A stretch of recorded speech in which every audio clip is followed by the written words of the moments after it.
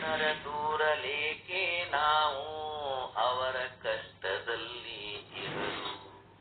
ಜನರ ದೂರಲೇಕೆ ನಾವು ಅವರ ಕಷ್ಟದಲ್ಲಿ ಇಹರು. ಅವರ ಚಿಂತೆ ಅವರಿಗೆ ಇಹುದು, ನಮ್ಮ ಚಿಂತೆ ಯಾರಿಗೆ ಮುದ್ದು. ಪಾರು ಮಾಡು ದೇವಾ, ಈ ಜಗವ ನಂಬಿ ಸುಖವೇ ಇಲ್ಲ. ಮನುಜ ತನ್ನ ಮಿತಿಯನ್ನು ಅರಿಯ, ಕಟ್ಟುತಿಗನು ಜಗಗಣತಿ ಮನೆಯ. ಮನುಜ ತನ್ನ ಮಿತಿಯನ್ನು ಅರಿಯ, ಕಟ್ಟುತಿಹನು ಗಗನದಿ ಮನೆಯ. ಸುಖದ ಇಚ್ಛೆ ಬಾಳ್ವೇನೆಂದು ದುಡಿದ, ಬಾಳ್ವೆ ಮುಗಿದ ಮೇಲೆ ಮೊದಲೇ ಮುಡಿದ. ಸುಖದಿ ಬಾಳ್ವೆನೆಂದು ದುಡಿದ, ಬಾಳ್ವೆ ಮುಗಿಯುವ ಮೊದಲೇ ಮಡಿದ. ಪಾರು ಮಾಡು ದೇವಾ, ಈ ಜಗವ ನಂಬಿ ಸುಖವೇ ಇಲ್ಲ. ಎಷ್ಟು ಸಾವು ಏನು ನೋವು, ಇದಕ್ಕೆ ಆದಿ ಅಂತ್ಯವೇ ಇಲ್ಲ. ಎಷ್ಟು ಸಾವು ಏನು ನೋವು, ಇದಕ್ಕೆ ಆದಿ ಅಂತ್ಯವೇ ಇಲ್ಲ. ಆಸೆ ಪಟ್ಟು ಪಡೆದುನೆಲ್ಲ ಇಲ್ಲೇ ಬಿಟ್ಟು ನಡೆಯುವರೆಲ್ಲ. ಆಸೆ ಪಟ್ಟು ಪಡೆದುನೆಲ್ಲ ಇಲ್ಲೇ ಬಿಟ್ಟು ನಡೆಯುವರೆಲ್ಲ. ಪಾರು ಮಾಡು ದೇವಾ, ಪಾರು ಮಾಡು ದೇವಾ, ಈ ಜಗವನ್ನು ಸುಖವೇ ಇಲ್ಲ. ಹೇ ದೇವ ನೀನೊಬ್ಬನೇ ಆತ್ಮೀಯ ಬಂಧು ನನಗೆ. ದೇವ ನೀನೊಬ್ಬನೇ ಆತ್ಮೀಯ ಬಂಧು ನನಗೆ. ಪ್ರೀತಿ ನೀಡುವವರಲ್ಲಿ ನಿನ್ನನ್ನು ಬಿಟ್ಟರಿಲ್ಲ ಯಾರೂ ಇಲ್ಲ. ಈ ಜಗವ ನಂಬಿ ಸುಖವೇ ಇಲ್ಲ. ಪಾರು ಮಾಡು ದೇವಾ, ಈ ಜಗವ ನಂಬಿ ಸುಖವೇ ಇಲ್ಲ. ಈ ಜಗವ ನಂಬಿ ಸುಖವೇ ಇಲ್ಲ. ಈ ಜಗವ ನಂಬಿ ಸುಖವೇನಿಲ್ಲ ತತ್ವಪದವನ್ನು ಸುಂದರವಾಗಿ ನುಡಿಸಿದ ಪ್ರಕಾಶ್ ಕಂಬಿಕೂರುಗಳಿಗೆ ಅನಂತ ಧನ್ಯವಾದಗಳು. ಇನ್ನು ಮುಂದೆ ಶುದ್ಧ ಬ್ರಹ್ಮನಿಷ್ಠ ಸದ್ಗುರು ಶ್ರೀ ಶರಣಬಸವ ಮಹಾಸ್ವಾಮಿಗಳಿಂದ ಶ್ರೀ ಸಿದ್ದೇಶ್ವರ ಸ್ವಾಮಿಗಳ ವಿರಚಿತವಾದ ಶ್ರೀ ಸಿದ್ಧಾಂತ ಶಿಖಾಮಣಿ ವಿಚಾರವನ್ನ ನಮಗೆಲ್ಲ ತಿಳಿಸ್ಕೊಡ್ಬೇಕಂತ ವಿಚಾರ.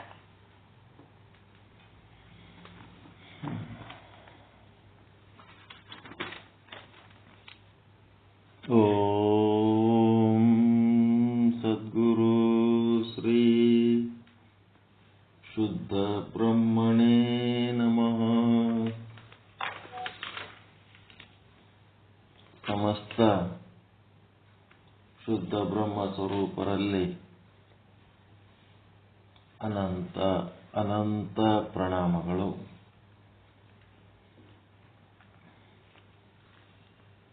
ಶ್ರೀ ಸಿದ್ಧಾಂತ ಶಿಖಾಮಣಿ ಪರಮ ಪೂಜ್ಯ ಶ್ರೀ ಮಲ್ಲಿಕಾರ್ಜುನ ಶಿವಯೋಗಿಗಳ ಪ್ರವಚನ ಸಾರ ಸಂಗ್ರಹ. ಈ ಸಂಗ್ರಾಹಕರು ಯಾರು ಅಂದರೆ ಬಿಜಾಪುರದ ಜ್ಞಾನ ಯೋಗಾಶ್ರಮದ ಪರಮ ಪೂಜ್ಯ ಸದ್ಗುರುಗಳಾದ ಶ್ರೀ ಸಿದ್ದೇಶ್ವರ ಸ್ವಾಮಿಗಳು. ಈ ಗ್ರಂಥವನ್ನು ಪ್ರಕಾಶ ಮಾಡಿದವರು ಜಗದ್ಗುರು ಶ್ರೀ ಶಿವರಾತ್ರೀಶ್ವರ ಗ್ರಂಥಮಾಲೆ, ಮೈಸೂರು. ಪೀಠಿಕೆಯಲ್ಲಿ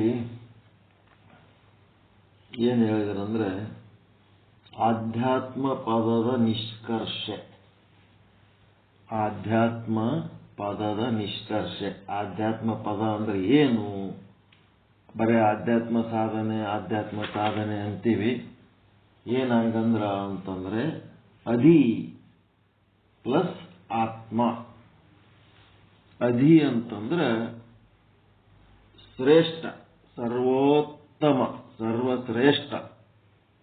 ಎಷ್ಟು ಶ್ರೇಷ್ಠ ಅಂದ್ರೆ ಅದಕ್ಕಿಂತ ಶ್ರೇಷ್ಠವಾದದ್ದು ಮತ್ತೊಂದಿಲ್ಲ ಅನ್ನಷ್ಟು ಶ್ರೇಷ್ಠ. ಅದು ಅಧಿ. ಮತ್ತು ಆತ್ಮ ಅಂದ್ರೆ ಚೈತನ್ಯ. ಈ ಆತ್ಮ ಚೈತನ್ಯ ಏನದ ಇದಕ್ಕಿಂತ ಶ್ರೇಷ್ಠವಾದದ್ದು ಮತ್ತೊಂದು ಇಲ್ಲ ಅಂತ ಯಾರು ತಿಳ್ಕೊಂಡಿರ್ತಾರ ಅವರು ಆಧ್ಯಾತ್ಮ ಸಾಧಕರು, ಆಧ್ಯಾತ್ಮ ಸಿದ್ಧ ಪುರುಷರು, ಆಧ್ಯಾತ್ಮದ ಪ್ರಸಿದ್ಧ ಪುರುಷರು, ಆಧ್ಯಾತ್ಮಿಕ ಜೀವಿಗಳು ಅಂತಾರೆ ಅವ್ರಿಗೆ. ಆತ್ಮವನ್ನೇ ಶ್ರೇಷ್ಠ ಅಂತ.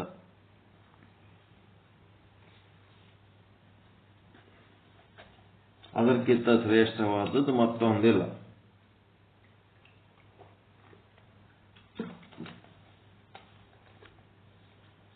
ಸರ್ವೋತ್ಕೃಷ್ಟವಾದ ಮಹಾನ್ ಚೈತನ್ಯ ಅಂದ್ರೆ ಆತ್ಮ. ಅದು ಏನದ ಪಿಂಡ ಮತ್ತು ಬ್ರಹ್ಮಾಂಡಗಳಿಗೆ ಅಧಿರೂಪ. ಬ್ರಹ್ಮಾಂಡ ಪಿಂಡಾಂಡದೊಳಗ ಅದು ಆದ ಇದ್ದು ಹೆಂಗದಪ್ಪ ಅಂದ್ರೆ ಅಧಿರೂಪ ಅಂದ್ರೆ ತಾನೇ ಶ್ರೇಷ್ಠ ಆದ, ತಾನೇ ಶ್ರೇಷ್ಠ ಆದ. ಬ್ರಹ್ಮಾಂಡ ಪಿಂಡಾಂಡದೊಳಗಿರೋವೆಲ್ಲ ಏನದಾವ ಅನಾತ್ಮಗಳದಾವ. ಆ ಅನಾತ್ಮಗಳಲ್ಲಿ ಈ ಆತ್ಮ ಚೈತನ್ಯ ಏನಾದಲ್ಲ ಇದು ಶ್ರೇಷ್ಠ ರೂಪ ಪಡ್ಕೊಂಡದ, ಅಧಿರೂಪ. ಮತ್ತೇನ್ ಮಾಡ್ಯದ? ಪರಮಾಶ್ರಯ. ಪರಮಾಶ್ರಯ ಅತ್ಯಂತ ದೊಡ್ಡ ಆಶ್ರಯ. ಅದೇ ಎಲ್ಲದಕ್ಕೂ ಆಶ್ರಯ ಕೊಟ್ಟದ್ದು. ಒಂದಕ್ಕೊಂದು ಆಶ್ರಯ ಕೊಟ್ರ ಪರಮಾಶ್ರಯ ಅಂತ.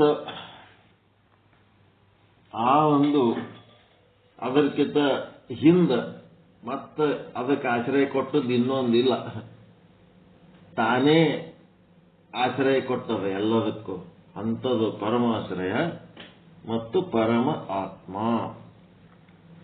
ಎಲ್ಲದರೊಳಗೂ ತುಂಬಿ ತುಳುಕ್ತಾ ಇದೆ. ಪರಿಪೂರ್ಣವಾಗಿ ತುಂಬಿ ತುಳುಕ್ತಾ ಇರೋದಕ್ಕೆ ಅದಕ್ಕೆ ಪರಮಾತ್ಮ ಅಂತಾರೆ. ಅದು ಸರ್ವವ್ಯಾಪಿ. ಎಲ್ಲ ಶಬ್ದಗಳು ನಿಮಗೆ ಗೊತ್ತದೋ. ಒಂದೊಂದು ಜೀವನೊಳಗಿರುವ ಒಂದೊಂದು ಕೂಟಸ್ಥಗಳೇನದವ ಅವು ವ್ಯಷ್ಟಿ ಆತ್ಮ.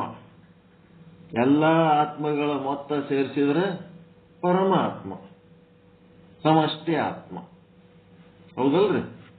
ಎಲ್ಲದರೊಳಗೂ ಎಲ್ಲಾನು ಸೇರಿಸಿಬಿಟ್ರಿ ಅಂತಂದ್ರೆ, ಎಲ್ಲದರೊಳಗಿರೋ ಕೂಟಸ್ಥನನ್ನ ಸೇರಿಸಿದ್ರೆ ಅಂದ್ರೆ ಒಂದು ಆತ್ಮ ಆಗ್ತದಲ್ಲ, ಅದೇ ಪರಮಾತ್ಮ.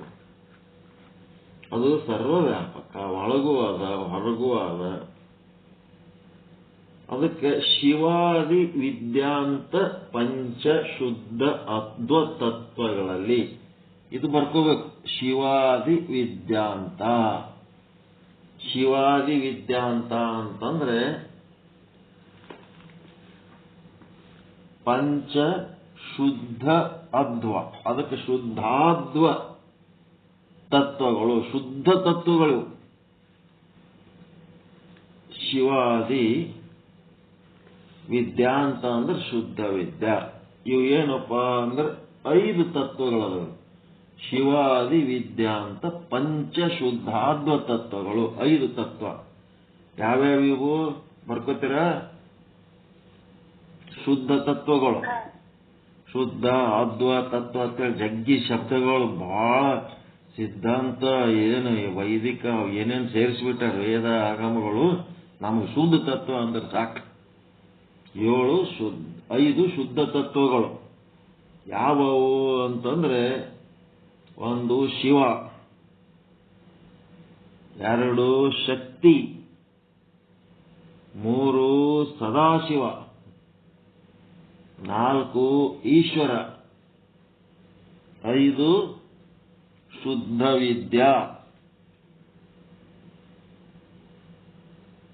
ಇದು 5 ತತ್ವ ಆಯ್ತು.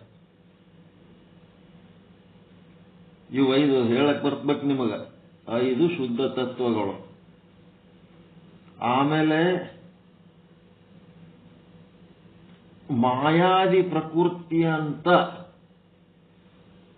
ಸಪ್ತ ಮಿಶ್ರ ಅದ್ವ ತತ್ವಗಳು. ಮಾಯಾದಿ ಪ್ರಕೃತಿ ಅಂತ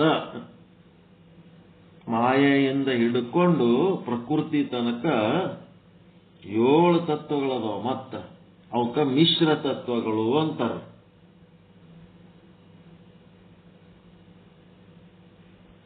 ಐದು ಯಾವ್ಯಾವ ಬರ್ಕೊಂಡ್ರಿ? ಶುದ್ಧ ತತ್ವಗಳು ಶಕ್ತಿ ಸದಾಶಿವ ಈಶ್ವರ ಶುದ್ಧ ವಿದ್ಯೆ. ನೆಕ್ಸ್ಟ್ ಮಾಯಾ. ಮಾಯಾ ಒಂದನೇದ್ದು ಮಾಯಾ. ಆಮೇಲೆ ಕಲಾ. ಕಲಾ ಕಾಲ. ಕಲಾ ಕಾಲ ರಾಗ ವಿದ್ಯಾ ನಿಯತಿ. ಕಲಾ ಕಾಲ ರಾಗ ವಿದ್ಯಾ ನಿಯತಿ. ಎಷ್ಟಾದವು ಇವು? 6. ಮತ್ತು ಏನ್ ಮಾಡ್ಬೇಕು? ಪುರುಷ ಅಂತ ಹಾಕೋಬೇಕು.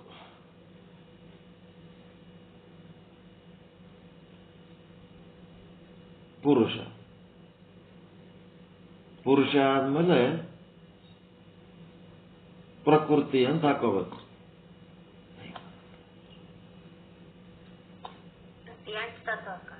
8 ಆತವಲ್ಲ. ಮಾಯೆಯ ಹೊಟ್ಟೆಗವ 7 ಮಿಶ್ರ ತತ್ವಗಳು. ಒಂದ್ರಾಗ ಒಂದದವು 8 ಅನ್ನಂಗಿಲ್ಲವು. 8 ಒಂದ್ರ ಹೊಟ್ಟೆಗ. ಈಗ ಶಿವನ ಹೊಟ್ಟೆಗ 4 ಅದಾವ. ಹಿಂಗದಾವ ಇವೆಲ್ಲ ಗದ್ಲದವು. ಮೊದಲಿಂದ 5 ಏನವಲ್ಲ ಅವು ಶಿವನ ಹೊಟ್ಟೆಗ ಅದಾವ. ಇವು ಏನದಾವ? ಮಾಯೆ ಹೊಟ್ಟೆಗದಾವ. 8 ಅದಾವ. 8 ಅಂದ್ರೆ 7 ಆಗ್ತದೆ. ಪ್ರಕೃತಿ.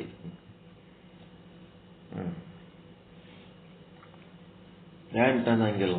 7 ಅದ್ರ ಹೊಟ್ಟೆಗದ ಮಾಯಾ. ಮತ್ತ ಅದು ಹಿಡಿಬೇಕಲ್ಲ. ತಾಯಿನ ಹಿಡ್ಕೊಂಡೆ ಮಕ್ಕಳನ್ನೆಲ್ಲ ಲೆಕ್ಕ ಮಾಡ್ಬೇಕು. 8 ಮಂದಿ ಇದೀವ ಅಂತಾರೆ. ಒಂದು ತಾಯಿ 7 ಮಕ್ಕಳು. 7 ಮಕ್ಕಳ ತಾಯಿ ಅಂತಾರಲ್ರಿ, ಅದೇ. ಮುಂದೇನಂತಾರ?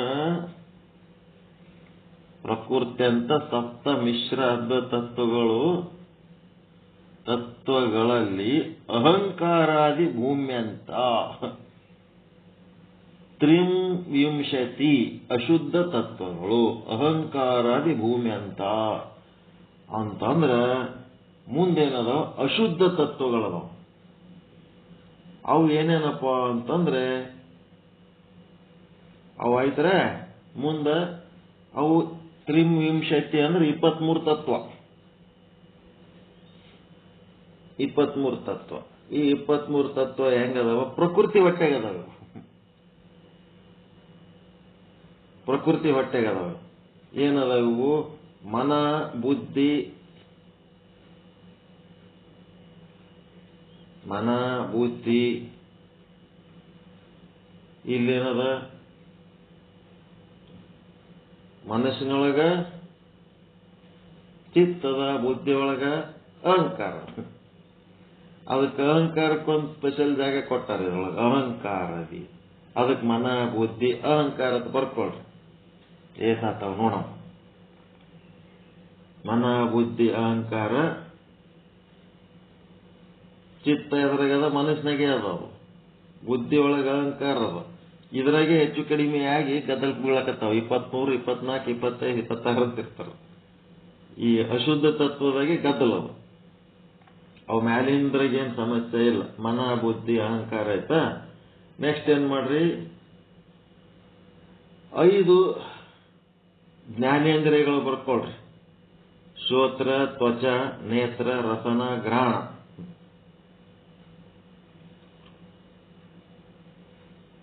ಶ್ರೋತ್ರ, ತ್ವಚ, ನೇತ್ರ, ರಸನ, ಗ್ರಹಣ.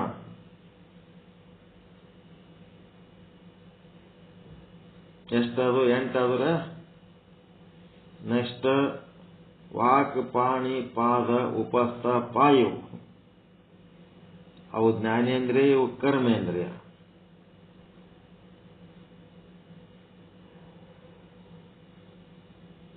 ವಾಕ್, ಪಾಣಿ, ಪಾದ, ಉಪಸ್ಥ, ಪಾಯು.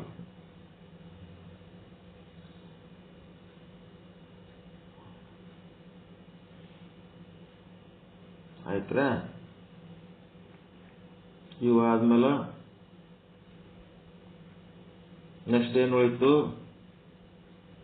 ಶಬ್ದ ಸ್ಪರ್ಶ ರೂಪ ರಸ ಗಂಧ. ಶಬ್ದ ಸ್ಪರ್ಶ ರೂಪ ರಸ ಗಂಧ.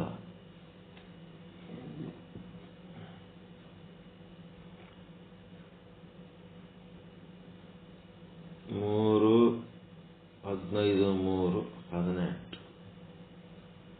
ನೆಕ್ಸ್ಟ್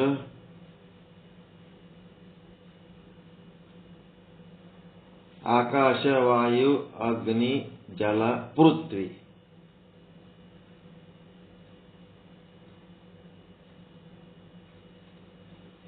ಆಕಾಶ ವಾಯು ಅಗ್ನಿ ಜಲ ಪೃಥ್ವಿ ಪಂಚಭೂತಗಳು, ಪಂಚ ವಿಷಯಗಳು, ಪಂಚ ಕರ್ಮೇಂದ್ರಿಯಗಳು, ಪಂಚ ಜ್ಞಾನೇಂದ್ರಿಯಗಳು. 20 ಪ್ಲಸ್ ಮನ ಬುದ್ಧಿ ಅಹಂಕಾರ 23 ಆದ್ರೆ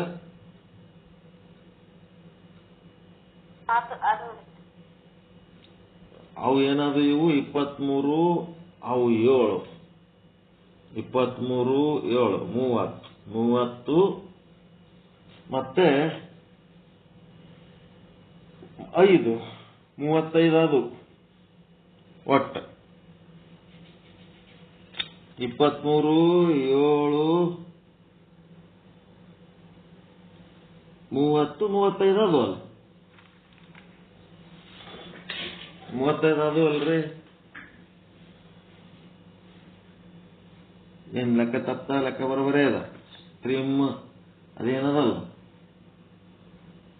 ತ್ರಿವಿಂಶತಿ.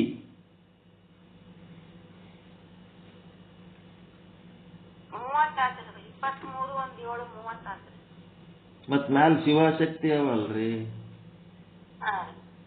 35 ಅದು ಅಲ್ಲ. ಲಾಸ್ಟಿಗೆ 23 ನಡಬರ್ಕ 7 23 ಎಂತ ತತ್ವವು ಅಶುದ್ಧ ತತ್ವ. 23 7 ಮಿಶ್ರ ತತ್ವ. ಆ ಕಡೆ ಶುದ್ಧನೂ ಇಲ್ಲ ಈ ಕಡೆ ಅಶುದ್ಧನೂ ಇಲ್ಲ. ಮತ್ತೆ 5 ಶುದ್ಧ ತತ್ವ. ಹಿಂಗ ಮಾಡಿ 23 ತತ್ವಗಳಲ್ಲಿ ಏನಾಗ್ಯದ ಹಾಸು ಹೊಕ್ಕಾಗಿ ನೆಲೆಸಿದೆ.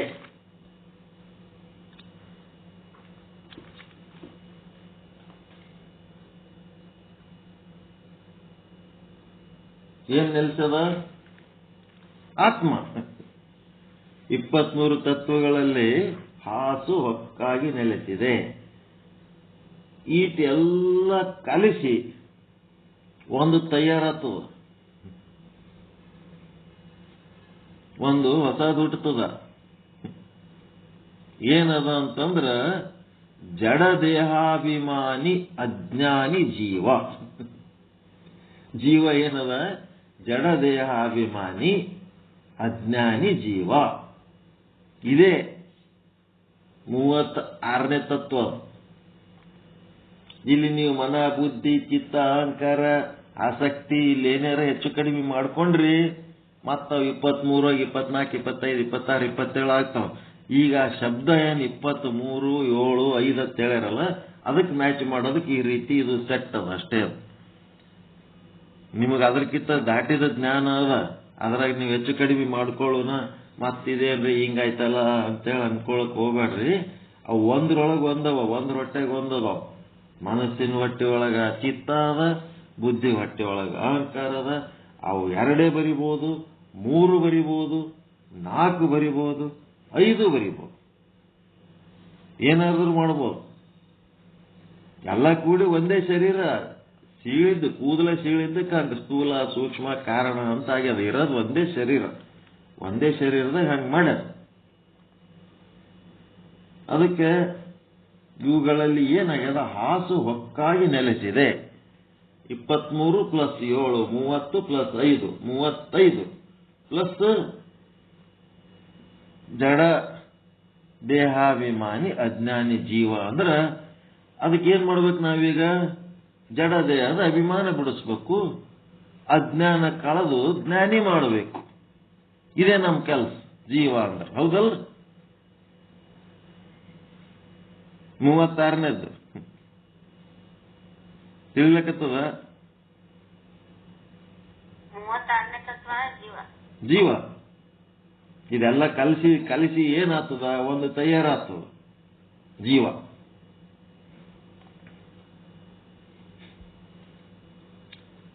ಒಂದ್ ಕಡೆ ಹೇಳ್ತಾರ ಏನಪ್ಪಾ ಅಂದ್ರ,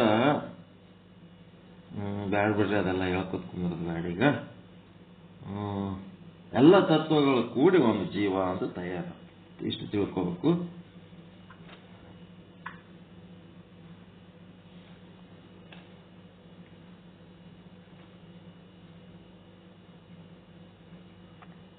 ಹಾಸು ಒಕ್ಕಾಗಿ ನೆಲೆಸಿದೆ. ಕಂಬಿ ಪ್ರಕಾಶ್ ಅವರು ಒಪ್ಪುತ್ತದ ಮನಸ್ಸಿದೆ ಹೇಳಿದ್ದು. ಪ್ರಕಾಶ್ ಗುರುಗಳೇ, ಕಂಬಿ ಪ್ರಕಾಶ್ ಅದರ ಇಲ್ಲ. ಅದು ಪರಂಜ್ಯೋತಿ.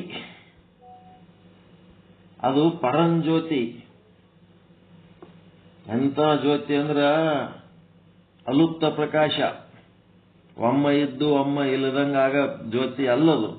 ಒಮ್ಮ ಕಡಿಮೆ ಆಗಿ ಒಮ್ಮ ಪ್ರಜ್ವಲ ಆಗದು, ಒಮ್ಮ ಡಿಮ್ ಆಗಂತ ಜ್ಯೋತಿ ಅಲ್ಲದು. ಪರಂಜ್ಯೋತಿ, ಪರಾತ್ಪರ ಜ್ಞಾನದೀಪ.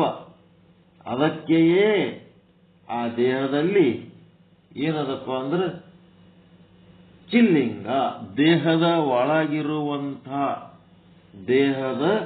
ಒಳಗಿರುವಂತ ಚೈತನ್ಯಕ್ಕೇನಂತಾರ? ಚಿಲ್ಲಿಂಗ. ಚಿಲ್ಲಿಂಗ ಅಂದ್ರೆ ಏನು? ಚಿದ್ರೂಪ ಬ್ರಹ್ಮ. ಮತ್ತೆ ಪ್ರತ್ಯೇಗಾತ್ಮ. ನೀವೇನೇನಂತೀರಿ? ಕೂಟಸ್ಥ, ಸಾಕ್ಷಿ, ನೀವೆಲ್ಲ ಬೇಕಾದಷ್ಟು ಕಲ್ತೀರಿ. ಇಲ್ಲೇನ್ ಮಾಡ್ಯಾರ? ದೇಹದೊಳಗ ಅದು ಅತ್ಯಂತ ಶ್ರೇಷ್ಠವಾದ ಸರ್ವೋತ್ತಮವಾದ ಆತ್ಮ ಏನದಲ್ಲ, ಅದಕ್ಕೆ ಚಿಲ್ಲಿಂಗ, ಪ್ರತ್ಯೇಗಾತ್ಮ ಅಂತೀವಿ. ಮತ್ತು ಬ್ರಹ್ಮಾಂಡದಲ್ಲಿ ಏನಂತೀವಿ? ಮಹಾಲಿಂಗ ಅಂತೀವಿ, ಬ್ರಹ್ಮ ಅಂತೀವಿ ಎಂದು ದಾರ್ಶನಿಕರು ಅಭಿಧಾನವಿತ್ತಿದ್ದಾರೆ. ಬ್ರಹ್ಮ ಮಹಾಲಿಂಗ ಅಂತ ಬ್ರಹ್ಮಾಂಡದಾಗಂತಾರ, ಪಿಂಡಾಂಡದೊಳಗ ಚಿಲ್ಲಿಂಗ ಪ್ರತ್ಯೇಗಾತ್ಮ ಅಂತಾರ. ಬರ್ಕೊಳಕತ್ತೀರ ಇವು? ಬ್ರಹ್ಮಾಂಡದೊಳಗ ಚೈತನ್ಯಕ್ಕೆ ಏನಂತಾರ, ಪಿಂಡಾಂಡದೊಳಗ ಏನಂತಾರ. ಈಗ ನಮ್ಗಿದು ವಿಚಾರ ಸಾಗರ ಕಲ್ತವ್ರಿಗೆ ಸಿದ್ಧಾಂತ ಚಿಕಾಮಣಿ ಕಲ್ಸದ ಹೆಂಗಂದ್ರ ಅಜ್ಜಿಗೆ ಕೆಮ್ಮದ್ ಕಲಿಸ್ದಂಗಂತ. ಎಲ್ಲ ಗೊತ್ತಿದ್ದವ್ರಿಗೆ ಇದೇನು ಹೇಳ್ಬೇಕೀಗ ನಾವು? ಗೊತ್ತಿದ್ದೇ ಸುಮ್ಮ ಇದೊಂದು ಶಾಸ್ತ್ರ ಹೆಂಗದ ನೋಡ್ರಿ. ಇಲ್ಲಿ ಶಬ್ದಗಳು ಚೇಂಜ್ ಆಗ್ತಾವ, ಅರ್ಥಗಳು ಚೇಂಜ್ ಆಗ್ತಾವ. ಇವು ಅರ್ಥಗಳು ಚೇಂಜ್ ಆದಾಗ ನೀವು ದಿಕ್ಕು ತಪ್ಪಬಾರದು ಅನ್ನೋದ್ರ ಸಲುವಾಗಿ ನಾವು ಇದನ್ನ ನಿಮಗೆ ರೂಢಿದಾಗ ತಗೊಂಡ್ಬರ್ತೀವಿ. ಅದಕ್ಕೆ ಇದು ಮಾಡೋದು ಕೆಲಸ. ಯಾಕಂದ್ರೆ ಮತ್ತೆ ಬೇರೆ ಯಾವ ಸಭೆಗಳಲ್ಲಿ ಹೋಗಂಗಿಲ್ಲ ನಾವು. ವೀರಶೈವ, ಲಿಂಗಾಯತ ಇವೇನಿರ್ತಾವಲ್ಲ, ವಚನ ಸಾಹಿತ್ಯ, ಸಿದ್ಧಾಂತ ಚಿಕಾಮಣಿ, ನಿಜಗುಣ ಸಾಹಿತ್ಯ, ಇಂಥವ್ರ ಮಧ್ಯೆನೇ ಓಡಾಡ್ತಿರ್ತೀವಿ ನಾವು. ಮಾಡಾಗ ಏನಾಗ್ತದ, ಅಲ್ಲಿ ಒಂದು ಶಬ್ದ ಬಳಸಿದ ಕೂಡ್ಲೇನೆ ನಿಮ್ಗೇನಾಗ್ತದ, ಓ ಇದು ನಮ್ಮಲ್ಲಿ ಹಿಂಗ್ ಹೇಳ್ಯಾರ, ಇದು ಹಿಂಗದ ಅಂತೇಳಿ ಗಾಬರಿ ಆಗಬಾರದು. ಅದಕ್ಕೆ ಇದಕ್ಕೆ ಹೊಂದ್ಕೊಂಡು ಹೋಗೋದಕ್ಕೆ ನೀವು ಕಲಿಸ್ಬೇಕಾಗ್ಯದ. ಅಂಥ ಅಮಲ ಅದು ಚೈತನ್ಯ ಹೆಂಗದ? ಅಮಲ. ಮಲ ಅಂತಂದ್ರೆ ವಾಸನೆಗಳು, ಜನ್ಮ ಜನ್ಮಾಂತರದ ವಾಸನೆಗಳನ್ನು. ಅಂಥದ್ದೇನು ಮಲ ಇಲ್ಲ ಅದ್ರೊಳಗೆ. ಜಡದೇಹಾಭಿಮಾನದ ವಾಸನೆಗಳು ಏನದವ, ವಿಷಯಾಸಕ್ತಿಗಳು, ಅವೆಲ್ಲ ಅಮಲ. ಮತ್ತದ ಹೆಂಗದ? ಅಖಂಡ. ಈಗ 5ಕ್ಕೆ ಲಕ್ಕಮ್ಮಂದು ವಚನಾಂಕಿತ ಏನದ? ಅಮಲೇಶ್ವರ ಲಿಂಗ. ಅಮಲೇಶ್ವರ ಲಿಂಗ ಅಂತಂದ್ರ ಅಮಲ ಅನ್ನೋ ಶಬ್ದ ಅಲ್ಲಿ ಬಳಸ್ಯಾರ. ಎಷ್ಟವ್ರು ಫಾರ್ವರ್ಡ್ ಇದ್ರು ಈ ವಿಷಯದಾಗ ತಿಳ್ಕೊರಿ. ಅಮಲ, ಅಖಂಡ. ಜೇವರಿಗೆ ಷಣ್ಮುಖ ಶಿವಯೋಗಿಗಳ ವಚನಾಂಕಿತ ಅಖಂಡೇಶ್ವರ ಅಂತ. ಅನಾಮಯ, ಹೆಸರಿಲ್ಲಾರ ನಾವು. ಅನಾಮಯ. ಪರಮಾತ್ಮನ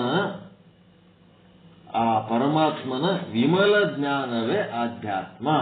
ಇದು ವಿಮಲ ಜ್ಞಾನ ಅಂತಂದ್ರೇನು? ಶುದ್ಧ ಬ್ರಹ್ಮ. ಅದರೊಳಗೆ ಮತ್ತೊಂದು ಏನಿಲ್ಲ. ಪ್ಯೂರ್ ಅದರದ್ದು ವಿಚಾರ. ವಿಮಲ ಜ್ಞಾನವೇ ಆಧ್ಯಾತ್ಮ. ಆ ಜ್ಞಾನವೇ ಆಧ್ಯಾತ್ಮ ವಿದ್ಯೆ. ಆಧ್ಯಾತ್ಮ ಅದು ಹೆಂಗದಪ್ಪ ಅಂದ್ರೆ ಸಾಗರ ರೂಪದಲ್ಲಿ ಅದ. ಆತ್ಮ ಹೆಂಗದ? ಸಾಗರ ರೂಪದಲ್ಲಿ ಅದ. ಆ ಆತ್ಮಜ್ಞಾನದ ಮುಂದ ಬೇರೆ ಜ್ಞಾನಗಳೆಲ್ಲ ಹೆಂಗದವಪ್ಪ?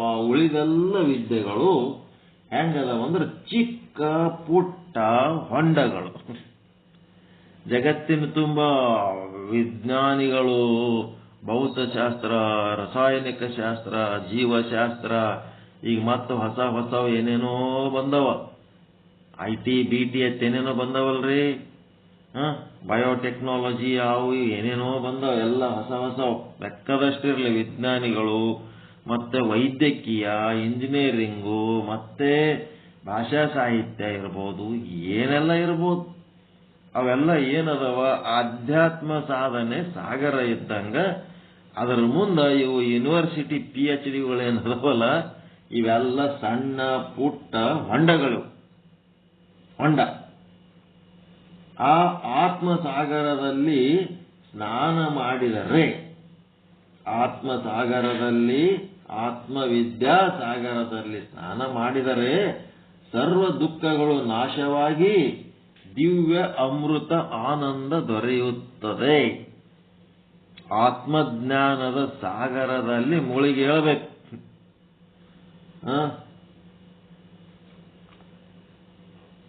ಉಳಿದ ವಿದ್ಯಾ ಉಪಾದಾನಗಳಲ್ಲಿ, ಉಳಿದ ವಿದ್ಯಾ ಉಪಾದಾನ ಅಲ್ಲದು, ಉದಪಾನಗಳಲ್ಲಿ, ಉಳಿದ ವಿದ್ಯೆಯ ಉದಪಾನಗಳಲ್ಲಿ ಮಿಂದರೆ ಅಂದ್ರೆ ಉದಪಾನ ಅಂದ್ರೆ ಕುಡ್ದಂಗ, ಅದ್ರೊಳಗೆ ಮುಳುಗದ ಬೇರೆ. ಇದು ಉದಪಾನ ಅಂದ್ರೆ ಕುಡಿದ್ರು. ಏನಂದ್ರೆ ಇಂಥದ್ರಾಗ ಏನಾಗ್ತದ? ಮಿಂದರೆ ಏನಾಗ್ತದ? ದುಃಖ ನಿವೃತ್ತಿಯಾಗುವ ಬದಲು ಜೀವನು ಸಂಸಾರ ಪಂಕದಲ್ಲಿ ಆಕಂಠ ಮುಳುಗಿ ಬಿಡುತ್ತಾನೆ. ಆತ್ಮಜ್ಞಾನ ಒಂದು ಬಿಟ್ಟು ಉಳಿದಿದ್ರೊಳಗೆ ಸಣ್ಣ ಸಣ್ಣ ವಿದ್ಯೆಯ ಹೊಂಡದಲ್ಲಿ ಹೋಗಿ ನೀವು ಬಿದ್ದು ಅದನ್ನ ಕುಡಿದು ಅದರೊಳಗೆ ಮುಳುಗಿದ್ರಿ ಅಂತಂದ್ರ ಏನಾಗ್ತಿರಪ್ಪ ಅಂದ್ರೆ ಸಂಸಾರ ಪಂಕದಲ್ಲಿ ಆಕಂಠ ಕುತ್ತಿಗೆ ಮಠ ಸಂಸಾರ ದುಃಖ ಬಂದ್ಬಿಡ್ತದ. ಆದ್ದರಿಂದಲೇ ಆಧ್ಯಾತ್ಮ ವಿದ್ಯೆ ಸರ್ವಶ್ರೇಷ್ಠ, ಸರ್ವ ವಿದ್ಯೆಗಳಲ್ಲಿ ಶ್ರೇಷ್ಠ, ಪೂಜ್ಯ, ಪವಿತ್ರ. ಇದು ಜೀವನಿಗೆ ದೇವತ್ವವನ್ನು ನೀಡುತ್ತದೆ. ಯಾರು ಆಧ್ಯಾತ್ಮ ಸಾಧಕರಾಗ್ತಾರ ಅವರಿಗೆ ದೇವತ್ವ ಬರುತ್ತದ, ಗುರುತ್ವ ಬರ್ತದ, ಪರಮಾತ್ಮನಲ್ಲಿ ಸಮರಸಗೊಳಿಸುತ್ತದೆ. ಸಮರಸ ಆಗ್ತದಲ್ರಿ. ಆತ್ಮ ಪರಮಾತ್ಮ ಜೀವ ಬ್ರಹ್ಮ ಆಗದವೆಲ್ಲ ಆಗ್ತದಲ್ಲ, ಪರಮಾತ್ಮನಲ್ಲಿ ಸಮರಸಗೊಳಿಸುತ್ತದೆ. ಈ ಸಾಮರಸ್ಯವು ಆಧ್ಯಾತ್ಮ ವಿದ್ಯೆಯ ಪರಮ ಪ್ರಯೋಜನ. ಜೀವ ಹೋಗಿ ಪರಮಾತ್ಮನಲ್ಲಿ ಸಮರಸ ಹೊಂದದೇ ಆಧ್ಯಾತ್ಮ ವಿದ್ಯೆಯ ಪರಮ ಪ್ರಯೋಜನ. ಆಧ್ಯಾತ್ಮ ವಿದ್ಯೆಯಿಂದ ದೊರೆಯುವ ಅಮರ ಆನಂದ ಯಾರಿಗೆ ಬೇಡ? ಮೋಕ್ಷ ಹೌದಲ್ರಿ ಇದು ಅರ್ಥ. ಮೋಕ್ಷದ ಅರ್ಥ ಹೌದಿಲ್ಲಿದು. ಆಧ್ಯಾತ್ಮ ವಿದ್ಯೆಯಿಂದ ದೊರೆಯುವ ಅಮರ ಆನಂದ, ಪರಮಾನಂದ ಪ್ರಾಪ್ತಿ ಬಗ್ಗೆ ಹೇಳಕತ್ತಾರ. ಈಗ ಎಲ್ಲರಿಗೂ ಅದು ಬೇಕು. ಶಾಶ್ವತವಾದ ಸುಖ ಎಲ್ಲರಿಗೂ ಬೇಕು. ಆದರೆ ಅದರ ಪ್ರಾಪ್ತಿಯ ಮಾರ್ಗ ಮಾತ್ರ ಬಹುಜನರಿಗೆ ತಿಳಿಯದು. ಏನಾಗ್ಯದ? ಅದರ ಹ್ಯಾಂಗ್ ಪ್ರಾಪ್ತಿ ಮಾಡ್ಕೋಬೇಕು ಅನ್ನೋದು ಯಾರಿಗಿ ತಿಳಿತಾ ಇಲ್ಲ. ಅಂತಲೇ ಅವರು ನಿತ್ಯವಾದ ವಿಷಯಗಳಲ್ಲಿ ಏನ್ ಮಾಡ್ಲಕತ್ತಾರ? ಅಮೃತತಮ ಸೌಖ್ಯವನ್ನು ಅರಸುತ್ತಿದ್ದಾರೆ. ಅವರೇನ್ ಮಾಡ್ಲಕತ್ತಾರ? ಎದರಾಗ? ಅನಿತ್ಯವಾದ ವಿಷಯಗಳಲ್ಲಿ. ಇದು ಪ್ರಿಂಟ್ ಏನಾಗ್ಯದ? ನಿತ್ಯವಾದ ಅಂತ ಆಗ್ಯದಲ್ಲ, ಅದನ್ನ ಏನ್ ಮಾಡಬೇಕು? ಅನಿತ್ಯವಾದ ವಿಷಯಗಳಲ್ಲಿ. ಎಲ್ಲರಿಗೂ ಸುಖ ಬೇಕು. ಅದು ಅಮರತ್ವ, ಎಟರ್ನಲ್ ಬ್ಲಿಸ್ ಅಂತಾರ. ಬ್ಲಿಸ್ ಅಂತಂದ್ರೆ ಆನಂದ, ಎಟರ್ನಲ್ ಅಂತಂದ್ರೆ ಅಮರವಾದದ್ದು. ಅದು ಹಾಳಾಗ್ಲಾರ್ದಂಥದ್ದು, ಸವಿಲಾರ್ದಂಥದ್ದು. ಅಮರತ್ವವಿರೋಂಥದ್ದು ಅಂತ ಆನಂದ ಅದು ಪಡ್ಕೋಬೇಕಂತ ಹೇಳಿ ಎಲ್ಲರದು ಆಸೆ ಅದ. ಆದರೆ ಅದನ್ನ ಹ್ಯಾಂಗ ಪಡ್ಕೋಬೇಕು ಅಂತ ಗೊತ್ತಿರ್ಲಾರ್ದಕ್ಕ ಅದೇ ಆನಂದ ಈ ವಿಷಯಗಳಲ್ಲಿ ಸಿಗ್ತದ ಅಂತ ತಿಳ್ಕೊಂಡು ಅನಿತ್ಯವಾದ ವಿಷಯಗಳಲ್ಲಿ ಅಮೃತತಮ ಸೌಖ್ಯವನ್ನು ಹರಸುತ್ತಿದ್ದಾರೆ. ಏನಾಗ್ತದ? ಅಪೇಕ್ಷೆ ಈಡೇರದಾಗ ಇನ್ನಷ್ಟು ದುಃಖಿ ಆಗುತ್ತಾರೆ. ಅಪೇಕ್ಷೆ ಈಡೇರಂಗಿಲ್ಲ, ಇಡೀ ಆಯುಷ್ಯ ಎಲ್ಲ ವಿಷಯ ಭೋಗದಲ್ಲೇ ಮುಳುಗಿ ಏನಾಗ್ತದ? ಕಡಿಗೆ ಏನ್ ಮಾಡಿದೆ ಅಂತೇಳಿ ಒಂದು ಚಿಂತೆ ಚಾಲು ಆಗ್ತದೆ. ಅದು ಪರಮಾನಂದ ಆಗಂಗೆ ಇಲ್ಲ. ಏನೋ ಒಂದು ಕೊರತೆ, ಏನೋ ಒಂದು ಕಡಿಮೆ ಬಿದ್ದಂಗ ಅನ್ನಿಸ್ತಿರ್ತವೆ. ಈಗ ನೀವು ಅಧ್ಯಾತ್ಮ ಸಾಧಕರಾಗಿದ್ದಕ್ಕ ನಮಗೇನೋ ಕಡಿಮೆ ಬಿದ್ದದಂತ ಏನಾರ ಅನಿಸ್ತದೆ ನಿಮಗೆ? ಎಲ್ಲರೇ ಏನಾರ ಒಂದು ಕೊರತೆ ಕಾಡ್ಲಕತ್ತದ ನಿಮಗೆ? ಯಾರಿಗೆ ನಿಮಗೆ ಈ ಕೊರತೆ ಕಾಡ್ಲಕತ್ತದ ಅಂತಂದ್ರೆ ನಿಮಗೆ ಇನ್ನ ಅಧ್ಯಾತ್ಮ ಸಾಧನೆ ಹತ್ತಿಲ್ಲ ಅಂತ.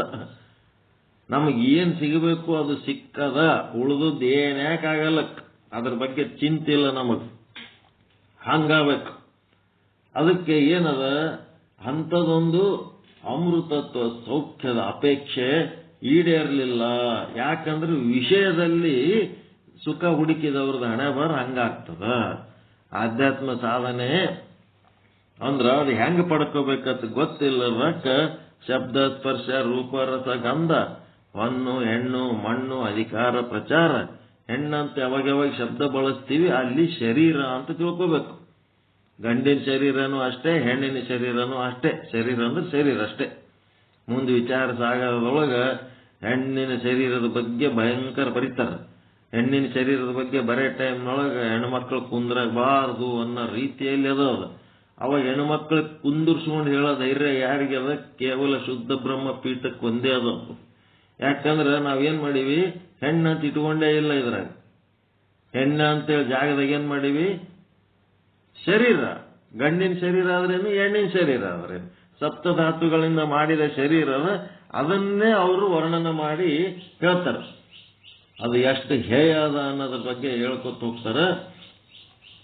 ಅದಕ್ಕೆ ಇಲ್ಲಿ ಸಾಧ್ಯ ಸಿದ್ಧಿಗಾಗಿ ಯೋಗ್ಯ ಸಾಧನದ ಪರಿಜ್ಞಾನ ಅಗತ್ಯ.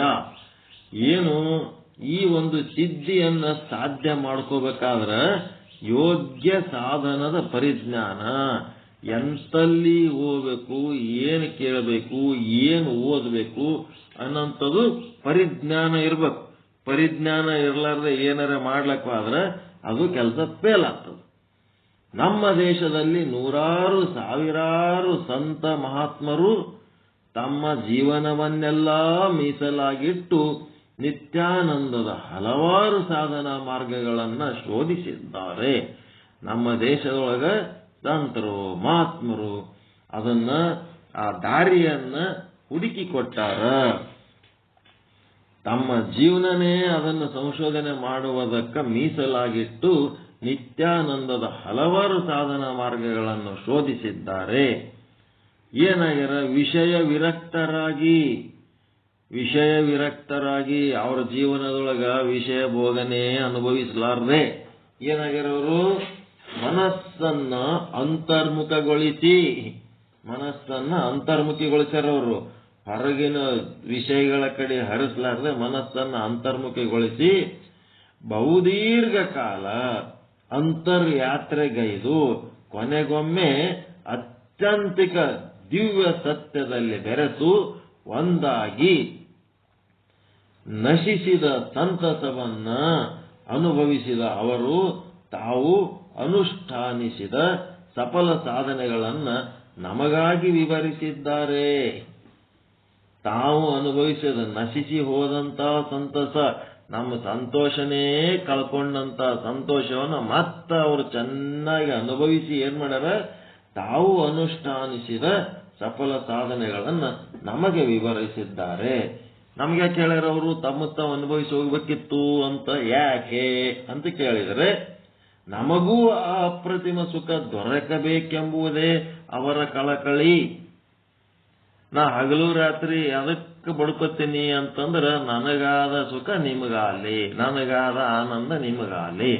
ನನಗೆಲ್ಲೇ ಯಾವುದೇ ಒಂದು ವಿಷಯದಲ್ಲಿ ಎಲ್ಲೋ ಒಂದು ಪ್ರಸಂಗದಲ್ಲಿ ನನಗೆ ಆನಂದ ಆಯ್ತಂದ್ರೆ ಆ ಆನಂದ ನಿಮ್ಮ ಜೊತೆಗೆ ಹಂಚಿಕೊಂಡು ನಿಮಗೂ ಆನಂದ ಉಂಟು ಮಾಡಬೇಕು ಅನ್ನೋ ಕಳಕಳಿ.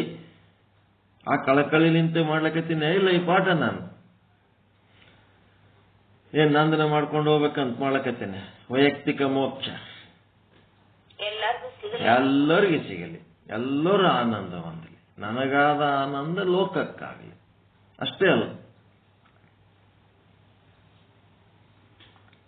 ಅದಕ್ಕೆ ಅಂತ ಒಂದು ಕಳಕಳಿ ಅವರ ಅನುಭವ ಪರ ನುಡಿಗಳ ಸುಂದರ ಸಂಗ್ರಹಕ್ಕೆ ಆಧ್ಯಾತ್ಮಶಾಸ್ತ್ರ ಎನ್ನುತ್ತಾರೆ. ವೇದ, ಆಗಮ, ಉಪನಿಷತ್, ಶಾಸ್ತ್ರ, ಪುರಾಣ ಏನದೋ ಅವೆಲ್ಲಕ್ಕೂ ಸೇರಿಸಿ ಅವರ ಅನುಭವಗಳ ಸುಂದರ ಸಂಗ್ರಹವೇ ಆಧ್ಯಾತ್ಮಶಾಸ್ತ್ರ.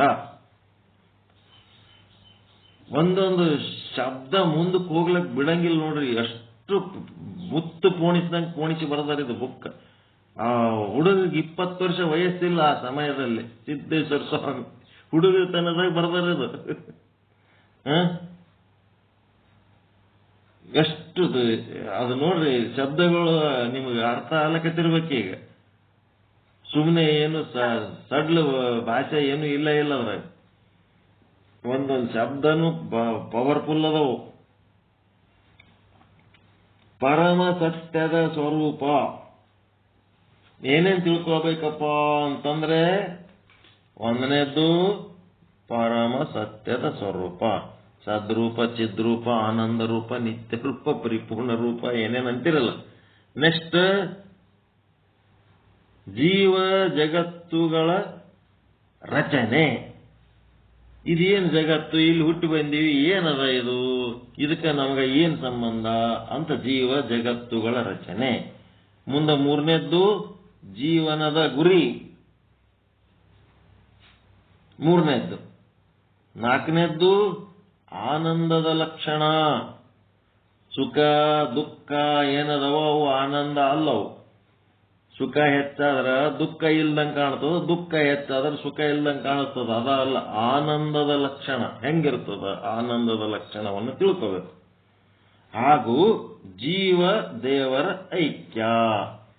ನೋಡ್ರಿ, 5 ರೀತಿಯಾದಂತ ವಿವರಗಳನ್ನ ಆಧ್ಯಾತ್ಮಶಾಸ್ತ್ರ ಏನ್ ಮಾಡ್ತದ, ಒಂದಲ್ಲ ಎರಡಲ್ಲ ಹಲವಾರು ರೀತಿಯಲ್ಲಿ. ಅವುಗಳಲ್ಲಿ ಸಿದ್ಧಾಂತ ಶಿಖಾಮಣಿ ಅಂತ ಒಂದು ಗ್ರಂಥ, ಇದು ಒಂದು ರೀತಿಯಲ್ಲಿ ಈ 5 ವಿಷಯಗಳನ್ನು ಹೇಳುತ್ತದೆ. ಪರಮ ಸತ್ಯದ ಸ್ವರೂಪ ಅರ್ಥ ಆಗಿರ್ಬೇಕು ನಿಮಗ. ನೆಕ್ಸ್ಟ್ ಜೀವ ಜಗತ್ತುಗಳ ರಚನೆ, ಇದು ಹೆಂಗ್ ರಚನೆ ಆಯ್ತು, ಹೆಂಗ್ ರಚನೆ ಆಯ್ತ್ರಿ?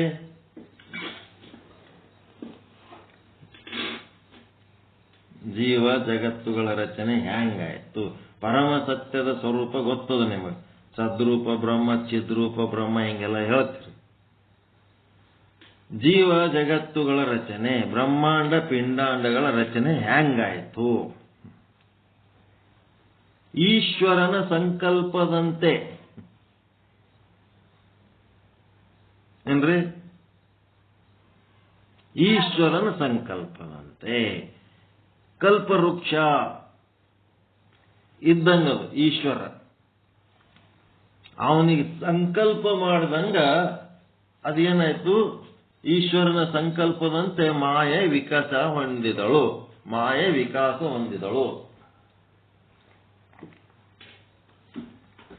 ಮತ್ತೆ ಈಶ್ವರ ಯಾಕೆ ಸಂಕಲ್ಪ ಮಾಡಿದ? ಸುಮ್ ಕುಂದಿರ್ಲಾರ್ದು ಉದ್ದಾಗ ಎಂತಿಂತ ಸಂಕಲ್ಪಗಳು ಇವೆಲ್ಲ. ಕಾಶ್ಮೀರದಾಗ ಪ್ಯಾಂಟ್ ಕಳೆದು ನೀ ಹಿಂದೂ ಅದೇ ಮುಸ್ಲಿಂ ಅದೇ ಅಂತೇಳಿ ನೋಡಿ ಗುಂಡು ಹೊಡೆದು, ಇವೆಲ್ಲ ಸಂಕಲ್ಪ ಈಶ್ವರನು ಇರ್ತವೇನ್ರಿ ಇವು?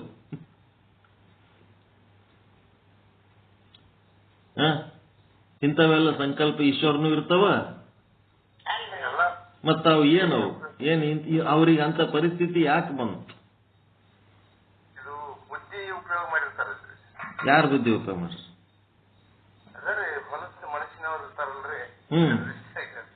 ಫಲಸ್ ಮನುಷ್ಯನವ್ರು ಬುದ್ಧಿ ಉಪಯೋಗ ಮಾಡ್ಯಾರ. ಆ ಬುದ್ಧಿ ಉಪಯೋಗ ಮಾಡಂಗ ಯಾಕಾಯ್ತು, ಅವರಿಗೆ ಯಾಕಾಯ್ತು? ಅದಕ್ಕಿಂತ ಒಂದು ದಿನ ಮೊದಲು ಹೋಗಿ ಬಂದವರು, ಅದಕ್ಕಿಂತ ಒಂದು ದಿನ ನಂತರ ಅಲ್ಲಿ ಹೋಗಿ ಬಂದವರು ನಮಗ್ ಫೋನ್ ಮಾಡಿ ಮಾತಾಡ್ತಿದ್ರು, ಸ್ವಾಮಿ ಒಂದಿನ ಮೊದಲು ಅಲ್ಲಿ ಇದ್ದೇವು ನಾವು. ಮುಂಜಾನೆ ಹೋಗಿ ಬಂದವರು ನಮಗ್ ತಿಳಿಸಿದ್ರು, ಹಿಂಗ ಹೋಗಿದ್ದೆವು, ಅಲ್ಲಿದೆ ಬಂದೆವು ನಾವು. ಇವರಿಗೆ ಯಾಕಾಯ್ತಪ್ಪ ಸೆಷನ್? ಆ ಸೆಷನ್ ಯಾಕೆ ಇವ್ರಿಗೆ ಬಂತು? ಈಶ್ವರಿಗ ಸಂಕಲ್ಪ ಯಾಕಾಯ್ತು? ಅಂತ ಸಂಕಲ್ಪ ಯಾಕೆ ಮಾಡ್ದ? ಸೇನವಿನ ತೃಣಮಪಿ ನ ಚಲತಿ. ಅವನ ಸಂಕಲ್ಪ ಇಲ್ಲದೆ ಒಂದು ಹುಲ್ಲು ಕಡ್ಡಿ ಸಹಿತ ಅಳ್ಳಾಡಂಗಿಲ್ಲ. ಈ ಸಂಕಲ್ಪ ಯಾಕಾಯ್ತು? ಜೀವಿಗಳ ಕರ್ಮಗಳು ಫಲವನ್ನು ಕೊಡುವುದಕ್ಕೆ ಸಮ್ಮುಖಿಯಾದಾಗ ಏನಾಗ್ತದ? ಈಶ್ವರನಲ್ಲಿ ಸಂಕಲ್ಪ ಉಂಟಾಗ್ತದ. ಕರ್ಮ ಪರಿಪಕ್ವ ಆದಾಗ ಈಶ್ವರನಲ್ಲಿ ಸಂಕಲ್ಪ ಉಂಟಾಗ್ತದ. ಈಶ್ವರನಲ್ಲಿ ಸ್ವಂತ ಸಂಕಲ್ಪಗಳು ಇಲ್ಲ. ಜೀವಿಗಳ ಕರ್ಮಗಳು ಫಲವನ್ನು ಕೊಡುವುದಕ್ಕೆ ಹೆಂಗಪ್ಪ ಅಂತಂದ್ರೆ, ಮಾವಿನ ಹಣ್ಣು ಏನ್ ಮಾಡ್ತೀರಿ? ಮಾವಿನ ಕಾಯಿ ಒಯ್ದು ಹುಲ್ಲಿನಾಗ ಮುಚ್ಚಿಟ್ಟಿರ್ತೀರಿ. ಅವು ಏನಾಗ್ತದ? ಹಣ್ಣಾಗ್ಯದ ಎಲ್ಲ ಆಯ್ತು ನೋಡಿ ನೋಡಿ ತೋತಿರಿಲ್ಲ, ಇದು ರುಚಿ ಆಗ್ಯದ, ಇದಕ್ಕೆ ತಿಲ್ಲಕ್ ಯೋಗ್ಯ ಆಗ್ಯದ ಅಂತೇಳಿ. ಹಂಗ ಅವರ ಕರ್ಮಗಳು ಫಲ ಕೊಡುವುದಕ್ಕ ಪಕ್ವವಾದಾಗ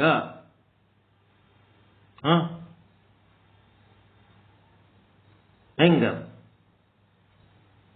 ಪಕ್ವವಾದಾಗ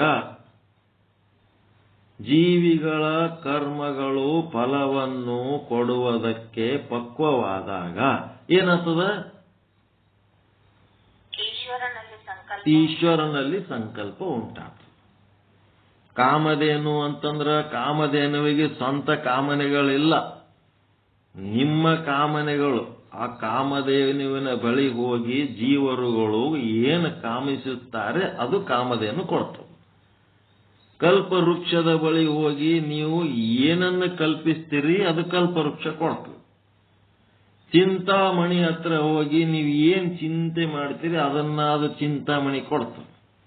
ಹಂಗ ಇಲ್ಲಿ ಈಶ್ವರ ಕೂಡ ಕಾಮಧೇನು, ಕಲ್ಪವೃಕ್ಷ, ಚಿಂತಾಮಣಿ ಇದ್ದಂಗ. ಇವಕ್ಕ ಸ್ವಂತದ ಚಿಂತೆಗಳು ಇಲ್ಲ, ಕಲ್ಪನೆಗಳು ಇಲ್ಲ, ಕಾಮನೆಗಳು ಇಲ್ಲ ಈಶ್ವರನಿಗೆ. ಜೀವಿಗಳ ಕರ್ಮಗಳು ಹ್ಯಾಂಗ ಪಕ್ವ ಆಗ್ತವ ಹಾಂಗ ಅವ ಸಂಕಲ್ಪ ಮಾಡ್ತಿರ್ತಾನ. ಕರ್ಮ ಸಿದ್ಧಾಂತ ಉತ್ತರ ಕೊಡ್ತದೆ ಇದಕ್ಕೆಲ್ಲ. ಹಿಂಗ್ಯಾಕಾಯ್ತು? ಕೋರ್ಟು ಕಚೇರಿ ಕಣ್ಣಿಗೆ ಕಂಡದ್ದು ಅದು ನಮಗಾಗಿರ್ಬೋದು, ಇನ್ನೊಬ್ಬರಿಗಾಗಿರ್ಬೋದು, ಯಾರಿಗೂ ಆಗಿರ್ಬೋದು, ಆಗದೇ ಇರ್ಬೋದು. ಎಲ್ಲದಕ್ಕೂ ಕಾರಣ ಅವರವರ ಕರ್ಮಗಳೇ. ಇದು ಕರ್ಮ ಸಿದ್ಧಾಂತ ಹೇಳ್ತದೆ. ಅದೇನು?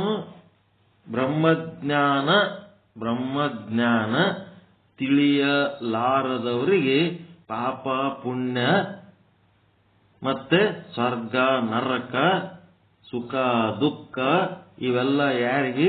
ಬ್ರಹ್ಮಜ್ಞಾನ ತಿಳಿಯಲಾರದವರಿಗೆ ಇದು ಹೇಳಿ ಸಮಾಧಾನ ಮಾಡ್ತಾರೆ. ಆದರೆ ಅರಿವು ಮರೆವು ಅನ್ನೋದು ಬ್ರಹ್ಮಜ್ಞಾನಿಗಳಿಗೆ.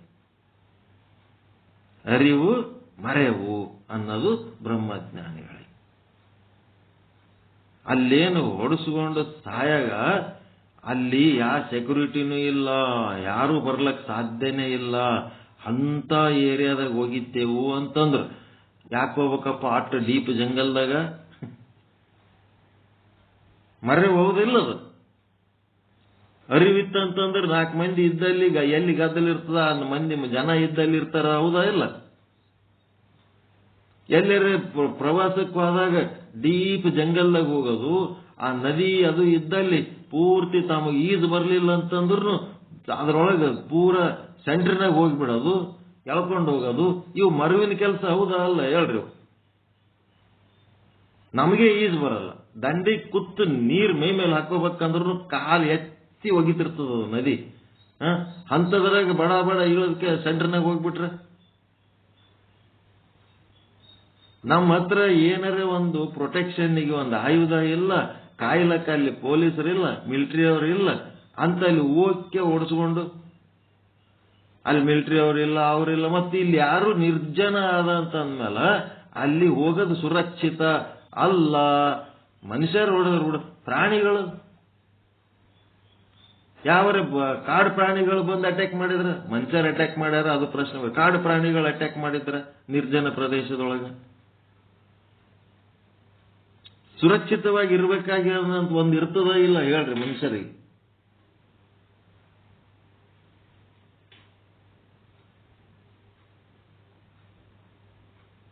ಹೆಂಗ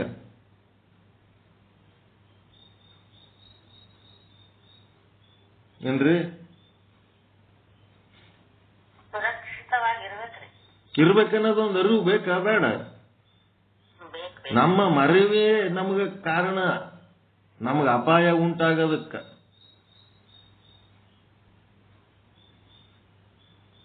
ಎಲ್ಲರೂ ಒಂದ್ ಕಡೆ ಹೋಗ್ಬೇಕಾದ್ರೆ ಜೋಡ್ ಯಾರೇ ಬೇಕು ಅಂತಾರ. ಅಷ್ಟು ಡೀಪ್ ಜಂಗಲ್ನಾಗ ಹೋಗೋದು, ಅಲ್ಲಿ ಏನೇನು ಪ್ರಸಂಗ ಆಗ್ಯದೇನೋ ಅದ್ರ ಬಗ್ಗೆ ನಾವು ಮಾತಾಡೋಕಲ್ಲ. ಅಂದ್ರ ನಮ್ಮ ಸೇಫ್ಟಿದಾಗ ನಾವು ಇರ್ಬೇಕಂತ. ಅಲ್ಲಿ ಏನಾಗ್ಯದೋ ಹೆಂಗಾಗ್ಯದೋ ಅದು ಆದವ್ರಿಗೆ ಗೊತ್ತು. ನಾವಿಲ್ ಕೂತ್ ಮಾತಾಡೋದು ಏನು ಗಂಟು ಹೋಗ್ತದ? ಅವ್ರ ಮನೆಯವ್ರ ಮುಂದೆ ಹೋಗಿ ಹಿಂಗೇನಾರು ಮಾತಾಡದೇವ ಅಂದ್ರೆ ಯಾರು ಕಪಾಳಿ ಬಿಡ್ತಾರೆ. ಅಲ್ಲಿ ಏನದ ನಿಮ್ಗೇನ್ ಗೊತ್ತದ ಅಂತಾರ. ಗೊತ್ತಿಲ್ಲದ ಮಾತಾಡ್ಲಕ್ ಹೋಗೋದಲ್ಲ. ಅಂದ್ರ ಮರೆವು ಅಂದ್ರೆ ಎಲ್ಲಾದ್ರೂ ಹಿಂಗ ಅಪರಿಚಿತವಾದ ಜಾಗಕ್ಕೆ ಹೋದಾಗ ಡೀಪ್ ಆಗಿ ಜನ ಇರ್ಲಾರ್ದಂತಲ್ಲಿ ಹೊಕ್ಕೋಬಾರ್ದು ಹೋಗಿ ಅಂತ ಹೇಳೋದು. ನಿರ್ಜನ ಬರ್ಲಕತ್ತು ಅಂದ ಕೂಡ್ಲೇನೆ ಬ್ಯಾಡ್ ಬಿಡಪ್ಪ, ಸಾಕ್ ಬಿಡಪ್ಪ. ಹಂಪಿ ಅಂತದ, ಹಂಪಿ ಅದ, ಅದೇನು ನೋಡ್ಕೊತ ಹೋದಂಗೆಲ್ಲ ಒಳಗ ಹಂಗೆ ಡೀಪ್ ಅದ ಹಂಪಿ. ಸಾಕು, 4 ಮಂದಿ ಅಡ್ಡಾಡೋದು ಎಲ್ಲಿ ಅದಾರ ಅಲ್ಲಿ ತನನೇ ಹೋಗ್ಬೇಕು. ಜನ ಇರ್ಲಾರ್ದಂತ ಅಲ್ಲಿ ಹೋಗಿ ಎಲ್ಲಿ ಹಂಪೆಗೆ ಹೋಗಿ ಕೊಂಪೆಗೆ ಹೋಗಿ ಅದು ಯಾವ್ದಿದ ಬಾದಾಮಿ ಗುಹೆಗಳು ಅಂತದವ. ಅವೆಲ್ಲ ಏನದ ಗುಹೆಗಳು, ಜನ ಎಲ್ಲೇ ಇರ್ತಾರೆ ಅಷ್ಟು ಹೋಗ್ಬೇಕು. ಇಲ್ಲ ಯಾವ್ದಾರ ಗುಹೆ ಒಳಗೆ ಡೀಪ್ ಆಗಿ ಒಳಗೆ ಹೋಗಿ ಹೊಳ್ಳಿ ಬರ್ಲಾರ್ದಂತ ದಾರಿಯಾಗ ಹೋಗ್ಕೊಂಡ್ಬಿಟ್ರೆ. ಹೀಗಾಗಿ ನಮ್ ಸೇಫ್ಟಿದಾಗ ನಾವಿರ್ಬೇಕು. ಅರಿವು ಮರೆವು ಪಾಪ ಪುಣ್ಯ ಕರ್ಮ, ನಮ್ ಕರ್ಮನೇ ನಮಗ್ ಫಲ ಕೊಟ್ಟಿರ್ತದ. ಅದು ಏನಂತಂದ್ರೆ ಈ ಜಗತ್ತಿನ ಸೃಷ್ಟಿ, ಜೀವ ಜಗತ್ತುಗಳ ರಚನೆ ಹೆಂಗಪ್ಪ ಅಂತಂದ್ರೆ ಈಶ್ವರನ ಸಂಕಲ್ಪ. ಈಶ್ವರನ ಸಂಕಲ್ಪ ಹೆಂಗಾಗ್ತದ? ಈಶ್ವರಿಗೆ ಸ್ವಂತದ ಸಂಕಲ್ಪಗಳು ಯಾವೂ ಇಲ್ಲ. ಜೀವಿಗಳ ಕರ್ಮ ಫಲಗಳೇ ಭೋಗ, ಆಯುಷ್ಯ, ಜನ್ಮ. 84 ಲಕ್ಷ ಜೀವರಾಶಿಗಳ ಪೈಕಿ ಒಂದು ಜನ್ಮ, ಒಂದು ಶರೀರ, ಮತ್ತೆ ಅದಕ್ಕೊಂದು ಆಯುಷ್ಯ, ಮತ್ತೆ ಆಯುಷ್ಯದ ಜೊತೆಗೆ ಆ ಆಯುಷ್ಯ ಇರೋ ತನಕ ಏನೇನು ಭೋಗಿಸ್ಬೇಕು ಭೋಗಗಳ ರಾಶಿ. ಇದೆಲ್ಲನೂ ಏನದ? ಈಶ್ವರನ ಸಂಕಲ್ಪ ಆಗ್ತದ. ಆ ಸಂಕಲ್ಪದಂತೆ ಮಾಯೆ ವಿಕಾಸ ಮಾಡ್ತಾವ. ಪರಮ ಸತ್ಯದ ಸ್ವರೂಪ ಜೀವ ಜಗತ್ತುಗಳ ರಚನೆ. ಆಮೇಲೆ ಈ ಮನುಷ್ಯ ಜನ್ಮಕ್ಕೆ ಬಂದ ಮೇಲೆ ಜೀವನದ ಗುರಿ. ಜೀವನದ ಗುರಿ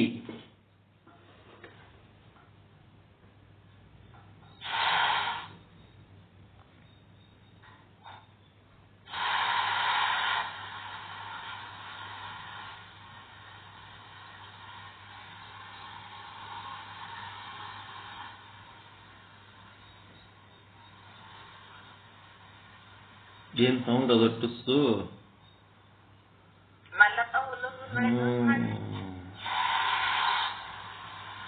ಕುಕ್ಕರ್ ಸೀಟಿ ಹೊಡ್ಲಿಕತ್ತು. ಜೀವನದ ಗುರಿ. ಗುರಿ ಏನು? ಶಾಲಿ ಕಲ್ತು ದೊಡ್ಡ ವಿದ್ಯಾವಂತರಾಗಿ ದೊಡ್ಡ ಹುದ್ದೆ ಒಳಗೆ ಹೋಗಿ ಜಗ್ಗಿ ರೊಕ್ಕ ಗಳಿಸಿ ಫಲಾಮಣಿ ಖರೀದಿ ಮಾಡಿ ಹೆಂಡ್ರು ಮಕ್ಕಳು ಮಾಡಿಕೊಂಡು ಮಕ್ಕಳು ಮೊಮ್ಮಕ್ಕಳು ಮಾಡ್ಕೊಂಡು ಇದು ಜೀವನದ ಗುರಿನ? ಏನು ಮೋಕ್ಷ ಜೀವನದ ಗುರಿನ? ಧರ್ಮ ಅರ್ಥ ಕಾಮ ಮೋಕ್ಷ ಪುರುಷಾರ್ಥ. ಈ ಮನುಷ್ಯ ಶರೀರ ತಗೊಂಡು ಬಂದ ಮೇಲೆ ಪುರುಷ ಅನಿಸ್ಕೊತಾನ. ಪುರುಷನ ಜನ್ಮಕ್ಕೆ ಒಂದು ಅರ್ಥ ಬರಬೇಕಾದ್ರೆ ಜೀವನದ ಗುರಿ ಬರ್ಬೇಕಾದ್ರೆ ಮೋಕ್ಷ ಸಾಧನೆ ಜೀವನದ ಗುರಿ. ಗುರಿ ಹಿಡಿಬೇಕಪ್ಪ, ಆನಂದ, ಶಾಶ್ವತವಾದ ಅಮರವಾದ ಆನಂದಕ್ಕೆ ಹೋಗ್ಬೇಕು ಅಂತಂದ್ರ ಆ ಆನಂದದ ಲಕ್ಷಣ ಗೊತ್ತಿರ್ಬೇಕಾ ಬೇಡ? ಲಕ್ಷಣ ಗೊತ್ತಿರ್ಲಾರ್ದೆ ಅದನ್ನ ಅನ್ಕೋತ್ ಕೂತ್ರೆ ಹೆಂಗಾಗ್ತದ? ಅದು ಗೊತ್ತಾದ್ಮೇಲೆ ಏನ್ ಮಾಡ್ಬೇಕು? ಆ ಲಕ್ಷಣವನ್ನು ಅರಿತು, ಆನಂದದ ಲಕ್ಷಣ ಅರಿತ್ರೆ ಅಂದ್ರೆ ಆನಂದನೇ ದೇವರ ರೂಪ. ಅದು ಈ ಜೀವ ದುಃಖಿ ಅದನ, ಅಜ್ಞಾನಿ ಅದನ, ಜಡದೇಹಾಭಿಮಾನಿ ಅದನ. ಇವ ತನ್ನ ಅವಗುಣಗಳನ್ನೆಲ್ಲ ಬಿಟ್ಟು ಆ ದೇವರೊಳಗೆ ಐಕ್ಯ ಆಗದು. ಈ ರೀತಿ ಮುಂತಾದ ವಿವರಗಳನ್ನು ಈ ಆಧ್ಯಾತ್ಮ ಶಾಸ್ತ್ರಗಳು ಒಂದಲ್ಲ, ಎರಡಲ್ಲ, ಹಲವಾರು ಯಜ್ಞದವಪ್ಪ ಇವು.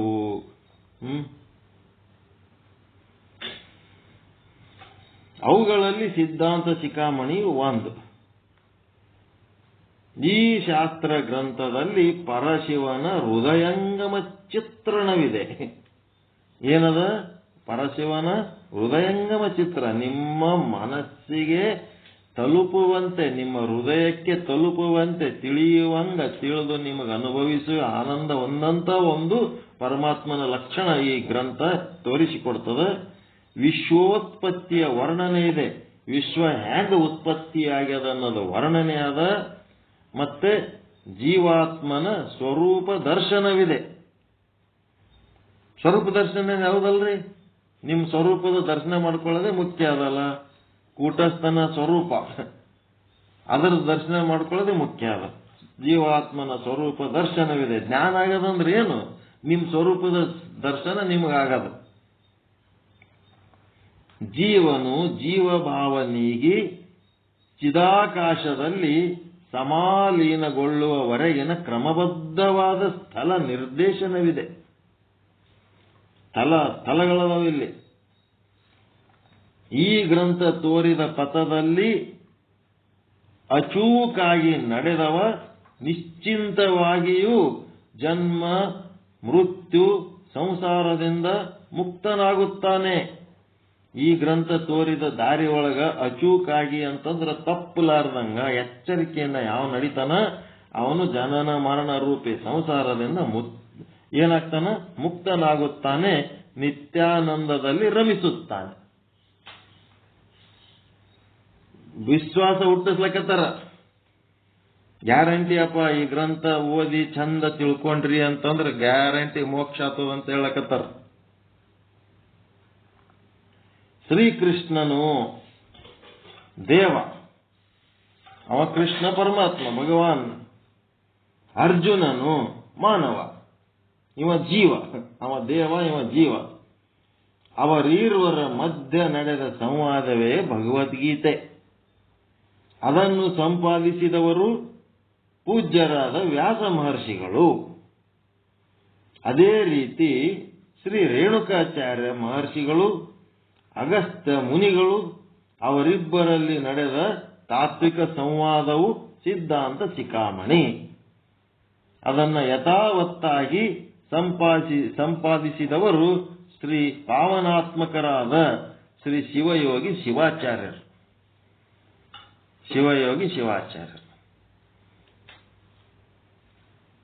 ವ್ಯಾಸ ಮಹರ್ಷಿಗಳು ಅಲ್ಲಿ ಸಂಗ್ರಹ ಮಾಡ್ಯಾರ, ಶಿವಯೋಗಿ ಶಿವಾಚಾರ್ಯ ಇಲ್ಲಿ ಸಂಗ್ರಹ ಮಾಡ್ಯಾರ. ಶ್ರೀಕೃಷ್ಣ ಭಗವಾನ್ ಅಲ್ಲಿ ಉಪದೇಶ ಮಾಡ್ಯಾರ, ಇಲ್ಲಿ ರೇಣುಕಾಚಾರ್ಯ ಪರಮಾತ್ಮ ಇಲ್ಲಿ ಉಪದೇಶ ಮಾಡ್ಯಾರ. ಅಯೋನಿಜರು ಇವರು ಮನುಷ್ಯರ ಹೊಟ್ಟೆಯಿಂದ ಹುಟ್ಟಿಲ್ಲ, ಇವರು ಪರಮಾತ್ಮ ಸ್ವರೂಪರು. ಪರಮಾತ್ಮನಿಗೆ ಜನನ ಮರಣಗಳು ಇಲ್ಲ, ತಂದೆ ತಾಯಿ ಇಲ್ಲ ಅನ್ನುವ ಕಾರಣಕ್ಕ ಏನ್ ಮಾಡ್ಯಾರ? ರೇಣುಕಾಚಾರ್ಯ ಅನ್ನುವ ಒಂದು ವ್ಯಕ್ತಿಯನ್ನ ಏನ್ ಮಾಡ್ಯಾರ? ಅಲ್ಲಿ ಬಳಸಿಕೊಂಡಾರ. ಅಂದ್ರೆ ಪರಮಾತ್ಮನ ಲಕ್ಷಣಗಳು ಉಳ್ಳಂತ ಒಂದು ವ್ಯಕ್ತಿಯನ್ನಾಗಿ ಅಲ್ಲಿ ಚಿತ್ರಣ ಮಾಡ್ಯಾರ. ಜನನ ಮರಣಗಳು ಇದ್ದವಲ್ಲ, ಅವತರಿಸಿ ಬಂದು ಮತ್ತ ವಾಪಸ್ಸು ತಮ್ಮದು ತಾವು ಅಂತರ್ಧಾನವಾಗಿ ಹೋಗದು. ಅಂಥದೊಂದು ಚಿತ್ರಣ. ಅದಕ್ಕ ಅವ್ರ ಅಪ್ಪ ಯಾರು, ಅವ್ರ ಅಮ್ಮ ಯಾರು, ಎಲ್ಲಿ ಹುಟ್ಟನೆ, ಹುಟ್ಟಿರ್ಬೇಕು ಬಿಡು, ಹೆಂಗಾರ ಹುಟ್ಲಿ, ಏನಾರ ಮಾಡ್ಲಿ, ಮಾಡಿದ ಲೀಲೆ ನೋಡ್ರಿ ಹೆಂಗದವ್ರು. ಆ ಲೀಲೆ ನೋಡ್ರಿ ಎಷ್ಟು ಶ್ರೇಷ್ಠವಾದ ವಿಚಾರಗಳು ಕೊಟ್ಟಾರ. ಹೀಗಾಗಿ ತಾತ್ವಿಕ ಸಂವಾದ. ಈ ಗ್ರಂಥದ ಭಾಷೆ ಗೀರ್ವಾಣ. ಗೀರ್ವಾಣ ಅಂದ್ರೆ ಏನ್ ನೋಡ್ಬೇಕು, ಇಂಗ್ಲಿಷ್ ಇದ್ರೊಳಗೆ ಡಿಕ್ಷನರಿಯಾಗ ನೋಡ್ಕೊಳ್ರಿ. ಗೀರ್ವಾಣ ಶೈಲಿ ಸರಳ. ಗೀರ್ವಾಣ ಅಂದ್ರೆ ಶ್ರೇಷ್ಠ ಇರ್ಬೇಕದು. ಈ ಗ್ರಂಥದ ಭಾಷೆ ಗೀರ್ವಾಣ ಶೈಲಿ ಸರಳ ಲಲಿತ. ವಿಷಯ ವಿವೇಚನಾ ಪದ್ಧತಿ ಹೃದಯ. ಗ್ರಂಥದಲ್ಲಿ ಪಿಂಡಸ್ಥಲ ಮೊದಲು ಮಾಡಿಕೊಂಡು ಜ್ಞಾನ ಶೂನ್ಯ ಸ್ಥಳದವರೆಗೆ 101 ಸ್ಥಳಗಳು. ಈ 101 ಸ್ಥಳಗಳ ಮನೋಜ್ಞ ವಿಶ್ಲೇಷಣೆ. ಈ ಸ್ಥಳಗಳು ಮೋಕ್ಷದ ಪಾವಟಿಗೆಗಳು, ಸ್ಟೆಪ್ಸ್ ಇವು. ಕ್ರಮಕ್ರಮವಾಗಿ ಈ ಮೆಟ್ಟಿಲುಗಳನ್ನು ಏರುವ ಜೀವನು ಅಂತಿಮ ಸೋಪಾನ ತಲುಪಿದ ತಕ್ಷಣವೇ ಅನಂತ ದಿವ್ಯ ಚೇತನದಲ್ಲಿ ಏನಾಗ್ತಾನೆ, ಸಮಾಲೀನಗೊಳ್ಳುತ್ತಾನೆ. ಎಲ್ಲ ಜೀವರು ತಮ್ಮನ್ನು ಆವರಿಸಿದ ಬಂಧನಗಳನ್ನೆಲ್ಲ ಕಳಚಿ ನಿಸ್ಸೀಮ ಸದ್ವಸ್ತುವಿನಲ್ಲಿ ಬೆರೆತು ನಿತ್ಯ ಆನಂದ ಹೊಂದಬೇಕೆಂಬ ಏಕೈಕ ಉದ್ದೇಶದಿಂದ ಶ್ರೀ ಶಿವಯೋಗಿ ಶಿವಾಚಾರ್ಯರು ಏನ್ ಮಾಡ್ಯಾರ, ಈ ಗ್ರಂಥವನ್ನ ಬಳಸಿಕೊಂಡಾರ. ದೃಷ್ಟಾಂತಗಳು ಬರ್ಸು. ಈ ಗ್ರಂಥದಲ್ಲಿ ಅನೇಕ ದೃಷ್ಟಾಂತಗಳನ್ನು ಕೊಟ್ಟಾರ. ರಜ್ಜು ಸರ್ಪ, ಶುಕ್ತಿ ರಜತ, ಘಟಾಕಾಶ ಮಠಾಕಾಶ, ಬಿಂಬ ಪ್ರತಿಬಿಂಬ, ಇಂಥ ಎಲ್ಲ ಬಗೆಯ ಉದಾಹರಣೆಗಳನ್ನು ಸಮಯೋಚಿತವಾಗಿ ಉಪಯೋಗಿಸಿದ್ದಾರೆ ಶಿವಯೋಗಿ ಶಿವಾಚಾರ್ಯರು. ಆ ವೇದಾಂತ ಬಿಟ್ಟು ಬೇರೆ ಏನಾರ ಹೇಳ್ಯಾರೇನ್ರಿ? ಇಲ್ಲ. ನಿಮ್ಗೆಲ್ಲ ಇದು ಗೊತ್ತಿದ್ದೇ ಅದ. ಅವರಿಗೆ ಮತ ಪಂಥಗಳ ಮಡಿವಂತಿಕೆ ಇಲ್ಲ. ಆ ಜಾತಿ ಈ ಜಾತಿ ಅಂತೇಳಿ ಏನಿಲ್ಲ. ದ್ವೈತ ಅದ್ವೈತ ವಿಶಿಷ್ಟಾದ್ವೈತ ಎಲ್ಲವೂ ಅವರಿಗೆ ಇಷ್ಟವೇ. ದ್ವೈತದವ್ರು ಬಂದ್ರು ಖುಷಿ, ಅದ್ವೈತದವ್ರು ಬಂದ್ರು ಖುಷಿ, ವಿಶಿಷ್ಟಾದ್ವೈತವ್ರು ಬಂದ್ರು ಖುಷಿ. ಒಬ್ರಿಗೊಬ್ರು ಅವರು ಜಗಳಾಡ್ತಿರ್ಬೋದು. ನಮಗೆಲ್ಲರೂ ಅಷ್ಟೇ ಗೌರವ. ಭಕ್ತಿ ವಿರಕ್ತಿ ಕರ್ಮ ಜ್ಞಾನ ಯೋಗ ಈ ಮಾರ್ಗಗಳೆಲ್ಲ ಅವರಿಗೆ ಪ್ರಿಯವೇ. ಯಾರ್ಯಾರ ಭಕ್ತಿ ಮಾರ್ಗದವ್ರು ಬಂದ್ರು ಪ್ರಿಯ ಶಿವಯೋಗಿ ಶಿವಾಚಾರ್ಯರಿಗೆ. ವಿರಕ್ತಿ ಸನ್ಯಾಸಿಗಳು ಬಂದ್ರು ಪ್ರಿಯನೇ. ಕರ್ಮಿಗಳು ಬಂದು ಅವರು ಪೂಜಾ ಪಾಠ ಹೋಮ ಹವನ ಪಾದಯಾತ್ರೆ ಮಾಡ್ತಿದ್ರು, ಅದನ್ನೂ ಖುಷಿನೇ. ಮತ್ತೆ ಜ್ಞಾನ ಅಂದ್ರ ಇದೆ ಬ್ರಹ್ಮಜ್ಞಾನ, ಸಚ್ಚಿದಾನಂದನ ಬಗ್ಗೆ ಚಿಂತನೆ ಮಾಡ್ತಾರೆ, ಇದು ಜ್ಞಾನ. ಮತ್ತೆ ಯೋಗ ಅಂತಂದ್ರೆ ಜಪ ತಪ ಧ್ಯಾನ ಮತ್ತೇನೇನ್ ಮಾಡ್ತಾರಲ್ಲ, ಇವೆಲ್ಲ ತಪಸ್ಸು ಏನೆಲ್ಲ ಮಾಡ್ತಾರಲ್ಲ, ಈ ಮಾರ್ಗಗಳೆಲ್ಲ ಅವರಿಗೆ ಪ್ರಿಯವೇ. ನೋಡ್ರಿ ಎಷ್ಟು ದೊಡ್ಡ ಮನಸ್ಸದ ಇದ್ರಾಗ. ಅದ್ವೈತ ಸಿದ್ಧಾಂತಿಗಳು ದ್ವೈತ ಸಿದ್ಧಾಂತಿಗಳಿಗೆ ಬೈಕೋತಿರ್ತಾರ. ಇಲ್ಲಿ ಹಂಗಿಲ್ಲ. ಎಲ್ಲ ಅಧ್ಯಾತ್ಮ ಸಾಧಕರು ನಮಗೆ ಪ್ರಿಯರೇ. ದೊಡ್ಡ ಗುಣ ಕಲಿಸ್ಲಕತ್ತಾರ ಇಲ್ರಿ, ದೊಡ್ಡ ಮನಸ್ಸು ಮಾಡ್ಲಕತ್ತಾರ ಇರ್ಲಿ. ಅವ್ರು ಆದರವರು ಇವ್ರು ಇದರವ್ರು ಅಂತೇಳಿ ಮೂಗು ಮುರಿಯೋದು. ಅವ್ರು ವೀರಶೈವರು, ನಾವು ಲಿಂಗಾಯತರು, ಮತ್ತವ್ರು ಜಂಗಮರು, ಇವರು ಬೇಡ ಜಂಗಮರು, ಇವೆಲ್ಲ ಏನೇನದವಲ್ಲ ಎಲ್ಲರೂ ನಮಗೆ ಪ್ರಿಯರೇ. ಲಿಂಗಾಯತರು ಅಂದ್ರೆ ಬಂದ್ರು ಪ್ರಿಯ, ವೀರಶೈವರು ಬಂದ್ರು ಪ್ರಿಯ, ಹಿಂದೂಗಳು ಬಂದ್ರು ಪ್ರಿಯ, ಮತ್ತೆ ಮುಂದುಗಳು ಬಂದ್ರು ಪ್ರಿಯ, ಯಾರು ಬಂದ್ರು ಪ್ರಿಯ. ಎಲ್ಲರ ಸಂಗಟ ಪ್ರೀತಿಲಿಂತ ಇರೋದು ಕಲಿಬೇಕು. ಅದು ಒಬ್ರು ಪ್ರಾಕ್ಟೀಸ್ ಮಾಡ್ಯಾರ ನಮ್ಮಲ್ಲಿ ಕಲ್ಯಾಣಪ್ಪರು. ಉಳಿದವ್ರಿಗೆ ಯಾರಿಗೆ ಹಂಗೆ ಬರಂಗಿಲ್ಲ. ಒಳಗೆ ಚಾಲು ಆಗಿಬಿಡ್ತಾವ ಮೀಟರ್. ಯಾರು ಬೇರೆ ಬೇರೆ ಅವ್ರು ಬಂದ್ರಂದ್ರೆ ಕಲ್ಯಾಣಪ್ಪವ್ರ ಬಲ್ಲಿ ಆ ಮೀಟರೇ ಇಲ್ಲ. ಯಾಕೆ ಬರಲ್ಲ? ಬರ್ಲಿ ಹೆಂಗ ಎಲ್ಲರೂ ಪ್ರಿಯ, ಸರ್ವಪ್ರಿಯ. ಅದಕ್ಕೆ ಇಂಗ್ಲಿಷ್ನ ಪ್ರವಚನ ಮಾಡ್ತಾನೆ ಒಬ್ಬ ರಾಮಕೃಷ್ಣ ಆಶ್ರಮದ ಮುತ್ತೆ, ಸರ್ವಪ್ರಿಯಾನಂದ ಸ್ವಾಮೀಜಿ ಅಂತದ್ರೊಬ್ರು. ಎಲ್ಲರಿಗೂ ಪ್ರಿಯ. ಅವರ ಸಮನ್ವಯ ದೃಷ್ಟಿ ಈ ಗ್ರಂಥಕ್ಕೆ ಅಪೂರ್ವ ಕಾಂತಿ ನೀಡಿದೆ. ಶಿವಯೋಗಿ ಶಿವಾಚಾರ್ಯರ ಸಮನ್ವಯ ದೃಷ್ಟಿ, ಅದಕ್ಕೆ ಸಮನ್ವಯ ಸಿದ್ಧಾಂತ. ಗ್ರಂಥದ ಪುಟ ತಿರುವಿ ನೋಡಿರಿ. ಈ ಗ್ರಂಥದ ಪುಟ ತಿರುವಿ ನೋಡಿರಿ, ಎಲ್ಲಿಯೂ ಮತಾಂಧತೆಯ ಕತ್ತಲು ಕಾಣುವುದಿಲ್ಲ. ಎಲ್ಲಿ ಮತ ಒಂದು ಜಾತಿ ಬಗ್ಗೆ ಒಂದು ಸಮುದಾಯದ ಜನರ ಬಗ್ಗೆ ಇದು ಹೇಳಲಕತ್ತೀವಿ ಅನ್ನೋದು ಎಲ್ಲೆಲ್ಲಿ ಕಾಣಂಗಿಲ್ಲ. ಇಡೀ ಸಿದ್ಧಾಂತ ಶಿಖಾಮಣಿ ಎಲ್ಲ ಹುಡುಕಿ ನೋಡಿದ್ರು ಅಲ್ಲಿ ಜಾತಿ ಮತ ಧರ್ಮ ಇಂಥವೇನೇನು ಗದ್ದಲ ಇಲ್ಲೇ ಇಲ್ಲ. ಅಲ್ಲಿ ಪ್ರತಿ ಮಂತ್ರದಲ್ಲಿ ಚಿನ್ಮಯನ ಬೆಳಕು ಇದೆ. ಪ್ರತಿಯೊಂದು ಮಂತ್ರ ಅಂದ್ರೆ ಶ್ಲೋಕದೊಳಗೇನದ ಚಿನ್ಮಯ ಪರಮಾತ್ಮನ ಬೆಳಕಾದ. ಗ್ರಂಥದ ಪ್ರಾರಂಭದಲ್ಲಿ 12 ಪೊಂದಾವರೆಯಂತಹ ಮಂಗಲ ಮಂತ್ರಗಳಿವೆ. ಪೊಂದಾವರೆ ಅಂದ್ರೇನ್ರಿ? ಗ್ರಂಥದ ಆರಂಭದಲ್ಲಿ 12 ಪೊಂದಾವರೆಯಂತಹ ಮಂಗಲ ಮಂತ್ರಗಳಿವೆ. ಮುಂಜಾನೆ ಕೂತು ಹಾಡಿದ್ರಲ್ಲ ಪೊನ್ನ ತಾವರೆಯಂತ ಮಂತ್ರಗಳು. 7 ಶ್ಲೋಕಗಳು ಶಿವಸ್ತುತಿ, 5 ಶ್ಲೋಕಗಳು ಶಕ್ತಿ ಸ್ತುತಿ. ಬಂಗಾರದ ಕಮಲದ ಹೂಗಳಂತವು. ಎಷ್ಟು ಚಂದ ಬರ್ದಾರ ಏನು ತಿಳಿಬೇಕತ್ತವ್ರ. ಗ್ರಂಥದ ಪ್ರಾರಂಭದಲ್ಲಿ 12 ಪೊಂದಾವರೆಯಂತ ಮಂಗಲ ಮಂತ್ರಗಳಿವೆ. ನಿರ್ವಿಘ್ನ ಪರಿಸಮಾಪ್ತಿ ಕಾಮಃ ಮಂಗಲಮಾಚರೇತ್ ಅಂತಂದ್ರೆ ಇದು ವಿಘ್ನಗಳು ಬರಲಾರ್ದಂಗ ಆರಾಮಿದು ನಡೆದು ಮುಗಿಬೇಕು. ಅದಕ್ಕೊಂದು ಮಂಗಲ ಹಮ್ಮಿಕೊಂಡಂತ ಕಾರ್ಯ ನಿರ್ವಿಘ್ನವಾಗಿ ಪೂರ್ಣಗೊಳ್ಳಬೇಕಾದರೆ ಮಂಗಲ ಆಚರಿಸಲೇಬೇಕು.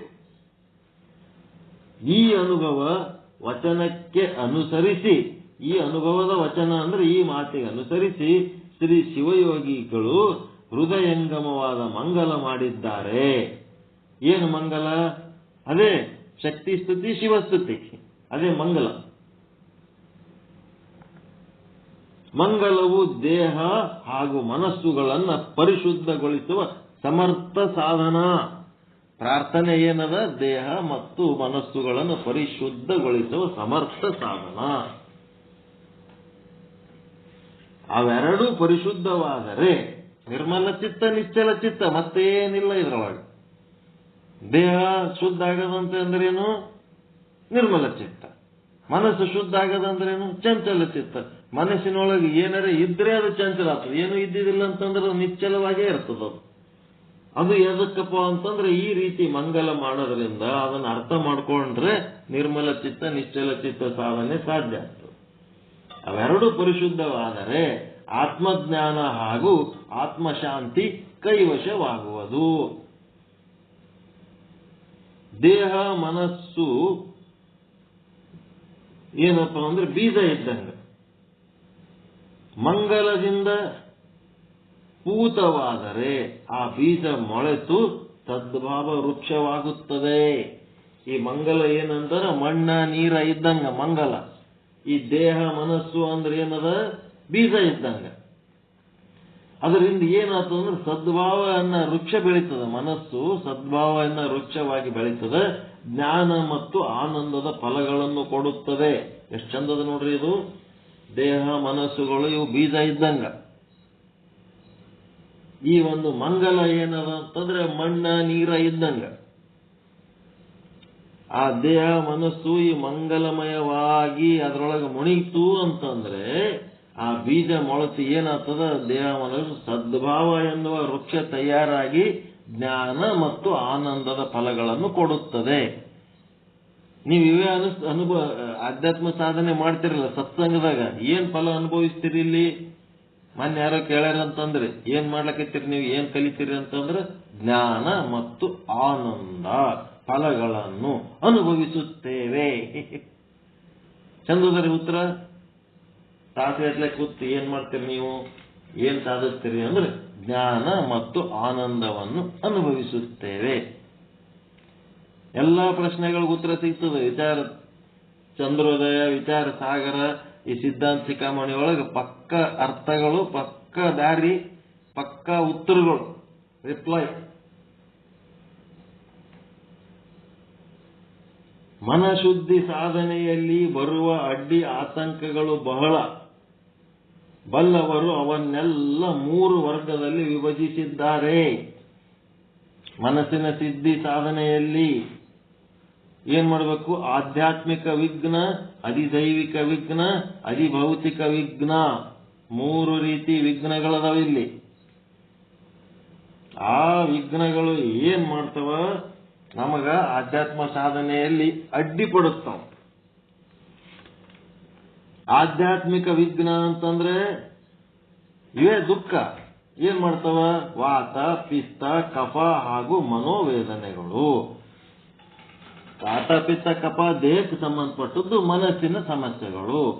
ಇವು ದೇಹ ಮತ್ತು ಮನಸ್ಸಿನ ಸ್ವಾಸ್ಥ್ಯವನ್ನು ನಾಶ ಮಾಡುತ್ತವೆ. ಆಗ ಏನಾಗ್ತದ? ಶ್ರವಣ, ಮನನ, ನಿಧಿಧ್ಯಾಸನಗಳು ಸಾಗಲಾರವು. ಕೆಮ್ಮ, ಕಫ ಹಿಂಗೆಲ್ಲ ಆಗಿತ್ತು ಅಂತಂದ್ರೆ, ಪಿತ್ತ ಆಗ್ಯದ, ಹೊಟ್ಟಿ ಸರಿಗಿಲ್ಲ ಅಂದ್ರೆ ಕುಂತಿಕೆ ಕೇಳಕ್ಕಾಗ್ತದೇನೋ? ಆಗಂಗಿಲ್ಲ. ಬಳಲಿದ ದೇಹ, ಚಿಂತಿತ ಮನಸ್ಸು ಧರ್ಮಕ್ಕೆ ಸಾಧನೆಗಳು ಅಲ್ಲವೇ ಅಲ್ಲ. ಅನಾರೋಗ್ಯ ಇತ್ತು ಅಂತಂದ್ರೆ ಅದರಿಂದ ಧರ್ಮದ ಸಾಧನೆ ಮಾಡ್ಲಿಕ್ಕೆ ಬರಂಗೇ ಇಲ್ಲ. ಶರೀರ ಮಾಧ್ಯಮಂ ಖಲು ಧರ್ಮ ಸಾಧನಂ ಅಂದ್ರೇನು? ಮನೋಯುಕ್ತವಾದ ಸಬಲ ದೇಹವೇ ಧರ್ಮದ ಪರಮ ಸಾಧನ ಅಂತ ಹೇಳ್ತಾರೆ. ಉಪನಿಷತ್ಕಾರರು ಏನ್ ಹೇಳ್ತಾರ? ಅನಿತ್ಯಮ ಸುಖಂ ಲೋಕ ಮಿಮಂ ಪ್ರಾಪ್ಯ ಭಜಸ್ವ ಮಾಂ ಅಂತಿದ್ದು ಭಗವದ್ಗೀತೆ 9ನೇ ಅಧ್ಯಾಯ 33ನೇ ಶ್ಲೋಕ. ಶರೀರ ಮಾಧ್ಯಮಂ ಖಲು ಧರ್ಮ ಸಾಧನಂ. ಇದು ಯಾರು ಹೇಳ್ತಾರ? ಉಪನಿಷತ್ಕಾರರು ಹೇಳ್ತಾರ. ಭಗವದ್ಗೀತೆ ಏನ್ ಹೇಳ್ತದ? ಅನಿತ್ಯಂ ಅಮ ಸುಖಂ ಲೋಕಮಿಮಂ ಪ್ರಾಪ್ಯ ಭಜಸ್ವ ಮಾಂ ಅಂದ್ರೆ ದೇಹವು ಅನಿತ್ಯ, ಅಮಂಗಲ, ನಿಜ. ಆದರೆ ಇಂಥ ದೇಹದಿಂದಲೇ ಪರಮಾತ್ಮನಾದ ನನ್ನನ್ನು ಪೂಜಿಸು. ನಿನ್ನ ದೇಹ ಅಮಂಗಲದ, ಅನಿತ್ಯದ ಖರೆ, ಆದರೂ ಸಹಿತ ಅದರಿಂದಲೇ ನೀ ನನ್ನ ಪೂಜೆ ಮಾಡು ಅಂದ್ರೇನು? ಕರ್ಮ ಮಾಡು. ಹೌದಲ್ರಿ? ಕೆಲಸ ಮಾಡಂತ ಶರೀರದಿಂದ. ಅಮಂಗಲ ನಿಜ. ಇದು ಶ್ಲೋಕ ವಿಶ್ಲೇಷಣೆ ಮಾಡ್ರಿ. 9ನೇ ಅಧ್ಯಾಯ 33ನೇ ಶ್ಲೋಕ ವಿಶ್ಲೇಷಣೆ ಮಾಡ್ರಿ ಸಂಜೆ ಪಾಠದೊಳಗ. ಬರ್ಕೊಂಡ್ರ ಒಂದ್ ಕಡೆ 9-33 ಭಗವದ್ಗೀತೆ. ಅನಿತ್ಯ ಮ ಸುಖ, ಅನಿತ್ಯ ಮ ಸುಖಂ ಲೋಕ ಮೀಮಂ ಪ್ರಾಪ್ಯ ಭಜಸ್ವ ಮಾಂ ಅಂತಿದೊಂದು ಸಾಲು. ಇದೇನದ? ದೇಹ ಅನಿತ್ಯದ ಅಮಂಗಲದಪ್ಪ. ನೀನು ದೇಹ ಅನಿತ್ಯದ ಅಮಂಗಲದ ಇರ್ಲಿ, ಏನಾಯ್ತು? ಆದರೂ ಇಂಥ ಅನಿತ್ಯವಾದ ಅಮಂಗಲವಾದ ದೇಹದಿಂದಲೇ ಪರಮಾತ್ಮನಾದ ನನ್ನನ್ನು ಪೂಜಿಸು ಅಂತ ಭಗವಂತ ಹೇಳಕತನಲ್ಲಿ. ಇದು ಸಾಕ್ಷಾತ್ ಭಗವಂತನ ಆದೇಶ. ದೇಹವು ಅನಿತ್ಯ, ಅಸುಖವೆಂದು ಅಲಕ್ಷಿಸುವಂತಿಲ್ಲ. ಇದು ಒಂದಿನ ಬಿದ್ದು ಹೋಗ್ತದ ಅಂತ ಹೇಳಕ್ಕೆ ಅದನ್ನೇ ನೀಗೆ ಕಾಯಿ ಹೊಡೆಯೋದಿರ್ತದ? ಅದಕ್ಕೆ ಹಂಗಿಲ್ಲ. ಅದಕ್ಕೆ ಅಲಕ್ಷ್ಯ ಮಾಡಂಗಿಲ್ಲ. ಪೂಜೆ ಮಾಡಲಿಕ್ಕೆ ಅದನ್ನು ಚಂದ ಇಟ್ಕೋಬೇಕು. ಅದಿಲ್ಲದೆ ಬಾಳುವುದು ಅಶಕ್ಯ. ಶರೀರಕ್ಕ ಹೇಯ ಅಂತೇಳಿ ಕೆಟ್ಟಂತ ತಿಳ್ಕೋಬೇಡ. ಅದು ನಿನ್ನ ಆಧ್ಯಾತ್ಮ ಸಾಧನೆಗೆ ಉಪಯುಕ್ತವಾದ ವಸ್ತು ಅದ. ಇಷ್ಟೇ. ಅದನ್ನು ಸತ್ಕರ್ಮಗಳಿಂದ ಶುದ್ಧವಿಸಿ ದೇವ ಮಂದಿರವನ್ನಾಗಿ ಪರಿವರ್ತಿಸಬೇಕು. ದೇಹವೇ ದೇಗುಲ ಮಾಡ್ಕೋಬೇಕು. ಒಳ್ಳೆ ಸತ್ಕರ್ಮಗಳನ್ನು ಮಾಡಿ ಅಲ್ಲಿರುವ ಶುಚಿಯಾದ ಮನಸ್ಸಿನ ಸಿಂಹಾಸನದ ಮೇಲೆ ದೇವರನ್ನು ಪ್ರತಿಷ್ಠಾಪಿಸಬೇಕು. ಒಂದು ಶುಚಿಯಾದ ಮನಸ್ಸಿನ ಸಿಂಹಾಸನ ಒಳಗೆ ಸಿದ್ಧಪಡಿಸಿ ಅದರ ಮೇಲೆ ಕೂಟಸ್ಥ, ಸಾಕ್ಷಿ, ಆತ್ಮ ಏನದಲ್ಲ ಅವನಿಗೆ ಅಲ್ಲಿ ಕುಂದಿರಿಸಬೇಕು. ಇದಕ್ಕಾಗಿ ಈ ಮಂಗಲದ ಅವಶ್ಯಕತೆ. ಒಂದು ಕುರ್ಚಿ ಹಾಕಿ ಅವನಿಗೆ ಕುಂದಿರಿಸಿ ಮುಂದೆ ಸಾಧನೆ ಮಾಡಬೇಕು. ಅವನ ಸಾನ್ನಿಧ್ಯದಾಗೆ ಇದು ಸಾಧನೆ ಮಾಡಬೇಕು. ಇದು ಆಧ್ಯಾತ್ಮಿಕ ವಿಘ್ನ. ದೇಹ ಮತ್ತು ಮನಸ್ಸಿನ ಸಮಸ್ಯೆ ಇದೇನದ? ಆಧ್ಯಾತ್ಮಿಕ ಅಂದ್ರೆ ನಮ್ಮದೇ ಸಮಸ್ಯೆ ಇದು. ನಮ್ಮ ಶರೀರ, ನಮ್ಮ ಮನಸ್ಸಿಂದೇ ಸಮಸ್ಯೆ ಇದು. ಇನ್ನ ಅಧಿದೈವಿಕ ವಿಘ್ನ ಅಂತಂದ್ರೆ ನಮ್ಮ ಪ್ರತಿ ಇಂದ್ರಿಯದ ಮೇಲೂ ಒಬ್ಬೊಬ್ಬ ದೇವತೆ ಇದ್ದಾರೆ. ಚಂದ ತಿಳ್ಕೋಬೇಕಿದು. ಎಲ್ಲಾದ್ರ ಮೇಲೂ ವಿಚಾರ ಚಂದ್ರೋದಯದಾಗ ಅದಾವಲ್ರಿ. ಒಂದೊಂದು ಇಂದ್ರಿಯಕ್ಕೆ ಒಂದೊಂದು ದೇವರುಗಳ ಹೆಸರು ಕೊಟ್ಟಾರ ಇಲ್ಲ? ನಮ್ಮ ಪ್ರತಿ ಇಂದ್ರಿಯದ ಮೇಲೂ ಒಬ್ಬೊಬ್ಬ ದೇವತೆ ಇದ್ದಾನೆ. ಇಂದ್ರಿಯಗಳು ಕಾರ್ಯಕ್ಷಮವಾಗಬೇಕಾದರೆ ಆ ಅಧಿದೇವತೆಗಳು ಪ್ರಸನ್ನರಾಗಿರಬೇಕು. ಮಂಗಲಾಚರಣ ಅವನನ್ನು ಪ್ರಸನ್ನಗೊಳಿಸುವುದು. ಆಗ ಸಾಧಕನ ಇಂದ್ರಿಯಗಳು ವಿಷಯ ವಿಮುಖಗೊಂಡು ಅಂತರಾತ್ಮನತ್ತ ಹೊರಳುತ್ತವೆ. ಮಂಗಲ ಮಾಡೋದ್ರಿಂದ ಅವು ಜನರಲ್ ಆಗಿ ಏನಿರ್ತವ, ನಮ್ಮ ಇಂದ್ರಿಯಗಳು ಏನ್ ಮಾಡ್ತವ, ಬಹಿರ್ಮುಖಿಯಾಗಿ ವಿಷಯ ಭೋಗದ ಕಡೆ ಹರಿತಿರ್ತವ. ಯಾವಾಗ ನೀವು ಮಂಗಲ ಮಾಡ್ತೀರಿ ಅವಾಗ ಅವು ಏನಾಗ್ಬಿಡ್ತವ, ವಿಷಯಗಳಿಂದ ವಿಮುಖವಾಗಿ ಆತ್ಮನ ಕಡೆ ಸಮ್ಮುಖ ಆಗ್ತವ. ಅದಕ್ಕೆ ಮಂಗಲಾಚರಣ ಚಂದ ಮಾಡಬೇಕು, ಮನಸ್ಸು ಸಮ್ಮುಖ ಆಗ್ಬೇಕು. ಮುಂದೆ ಮೂರನೇದ್ದೇನು, ಅಧಿಭೌತಿಕ. ಈ ದೇಹ ಮನಸ್ಸುಗಳ ಆರೋಗ್ಯ ಏನಂದ್ರೆ ಅಧಿದೈವಿಕ, ಆಧ್ಯಾತ್ಮಿಕ, ಮತ್ತೆ ಮೂರನೇದ್ದೇನದ ಅಧಿಭೌತಿಕ. ಆಧ್ಯಾತ್ಮಿಕ ಅನ್ನೋದು ಗೊತ್ತಾಯ್ತಾ, ನಿಮ್ಮ ಮನಸ್ಸನ್ನ ಅಂತರ್ಮುಖಿಗೊಳಿಸದೆ. ಅದು ಬಹಿರ್ಮುಖಿ ಆಗಿದ್ದೇ ಆಧ್ಯಾತ್ಮಿಕ ದುಃಖ. ಅಂತರ್ಮುಖಿ ಆಯಿತು ಅಂತಂದ್ರೆ ಆಧ್ಯಾತ್ಮಿಕ ಸುಖ. ಅಧಿದೈವಿಕ ಸಮಸ್ಯೆ ಗೊತ್ತಾಯ್ತರ, ನಮ್ಮ ಅಂತಃಕರಣ ಬಹಿರ್ಮುಖಿಯಾಗಿ ವಿಷಯದ ಕಡೆ ಹರಿತಾ ಇತ್ತು ಅಂತಂದ್ರೆ ಅದು ಅಧಿದೈವಿಕ ತಾಪ ಸಮಸ್ಯೆ. ಆ ಅಧಿದೈವಿಕ ಇದ್ದದ್ದು ಏನ್ ಮಾಡ್ಬೇಕು, ಆ ಸಮಸ್ಯೆಯನ್ನು ಬಗೆಹರಿಸ್ಕೋಬೇಕಾದ್ರೆ ಈ ರೀತಿ ಮಂಗಲ ಮಾಡಿ ಬಹಿರ್ಮುಖಿಯಾಗಿ ಹರಿಯುವ ಅಂತಃಕರಣವನ್ನು ಅಂತರ್ಮುಖಿ ಮಾಡಬೇಕು. ಅದೇನು, ಅಧಿದೈವಿಕ ತಾಪದಿಂದ ನೀವು ನಿವೃತ್ತಿ ಹೊಂದಿದಂಗ ಅಂತರ್ಮುಖಿ ಆದ್ರೆ ಅಂದ್ರೆ. ಮುಂದೇನದ ಆಧ್ಯಾತ್ಮಿಕ ತಾಪ. ಇದೇನದಂದ್ರೆ ನಿಮ್ಮ ಶರೀರ ಮತ್ತು ಮನಸ್ಸುಗಳ ಆರೋಗ್ಯ ಚೆನ್ನಾಗಿದ್ರೆ ನಿಮಗೆ ಆಧ್ಯಾತ್ಮ ಸಾಧನೆ ಮಾಡ್ಲಿಕ್ಕೆ ಬರ್ತದ. ಶರೀರ ಮನಸ್ಸುಗಳು ಸರಿಗಿರಲಿಲ್ಲ, ಅನಾರೋಗ್ಯದಿಂದಿದ್ದು ಅಂತಂದ್ರೆ ಅವು ಆಧ್ಯಾತ್ಮಿಕ ಸಾಧನೆ ಮಾಡೋದಕ್ಕೆ ಅಯೋಗ್ಯ ಆಗ್ಯಾವ. ಅದಕ್ಕೆ ಈ ಆಧ್ಯಾತ್ಮಿಕ ವಿಘ್ನದಿಂದ ನೀವು ಪಾರಾಗಬೇಕಾದ್ರೆ ಏನ್ ಮಾಡ್ಬೇಕು, ಆರೋಗ್ಯ ಮತ್ತು ಮನಸ್ಸು ಎರಡು ಚೆನ್ನಾಗಿಟ್ಕೋಬೇಕು. ಎರಡು ಚೆನ್ನಾಗಿಟ್ಕೋಬೇಕಾದ್ರೆ ಏನ್ ಮಾಡ್ಬೇಕು, ಚಂದ ಈ ಶಕ್ತಿ ಸ್ತುತಿ ಶಿವಸ್ತುತಿಗಳನ್ನ ಹಾಡಬೇಕು, ಹೇಳಬೇಕು, ಕೇಳಬೇಕು, ಓದಬೇಕು, ಬರಿಬೇಕು. ಈ 12 ಶ್ಲೋಕದೊಳಗೆ ಎಲ್ಲ ಆಧ್ಯಾತ್ಮ ತುಂಬಿಸ್ಯಾರ. ಅದು ಒಂದು ಉಪನಿಷತ್ ಇದ್ದಂಗೆ, ಅದು 12 ಶ್ಲೋಕಗಳದ ಒಂದು ಸೆಟ್. ಅವಿಷ್ಟೇ ನೀವು ಅರ್ಥ ಮಾಡ್ಕೊಂಡ್ರೆ ಇಡೀ ಬ್ರಹ್ಮಜ್ಞಾನ ಅದ್ರಾಗೆ ಅದ. ವಿಚಾರ ಸಾಗರದ 7 ಶ್ಲೋಕಗಳಲ್ಲಿ ಅದ್ಯಾವುದದ, ವಸ್ತು ನಿರ್ದೇಶ ರೂಪ ಮಂಗಲ 7 ತರಂಗಗಳ ಅರ್ಥ ಅದ್ರಾಗದ. ಹಾಂಗಿಲ್ಲೇನದ, 12 ಶ್ಲೋಕಗಳಲ್ಲಿ ಇಡೀ ಸಿದ್ಧಾಂತ ಶಿಖಾಮಣಿಯ ಅರ್ಥವನ್ನು ತುಂಬಿಸ್ಯಾರ. ಇದು ಲಾಸ್ಟ್ ಇಂದ ಏನದ, ಅಧಿಭೌತಿಕ ವಿಘ್ನ.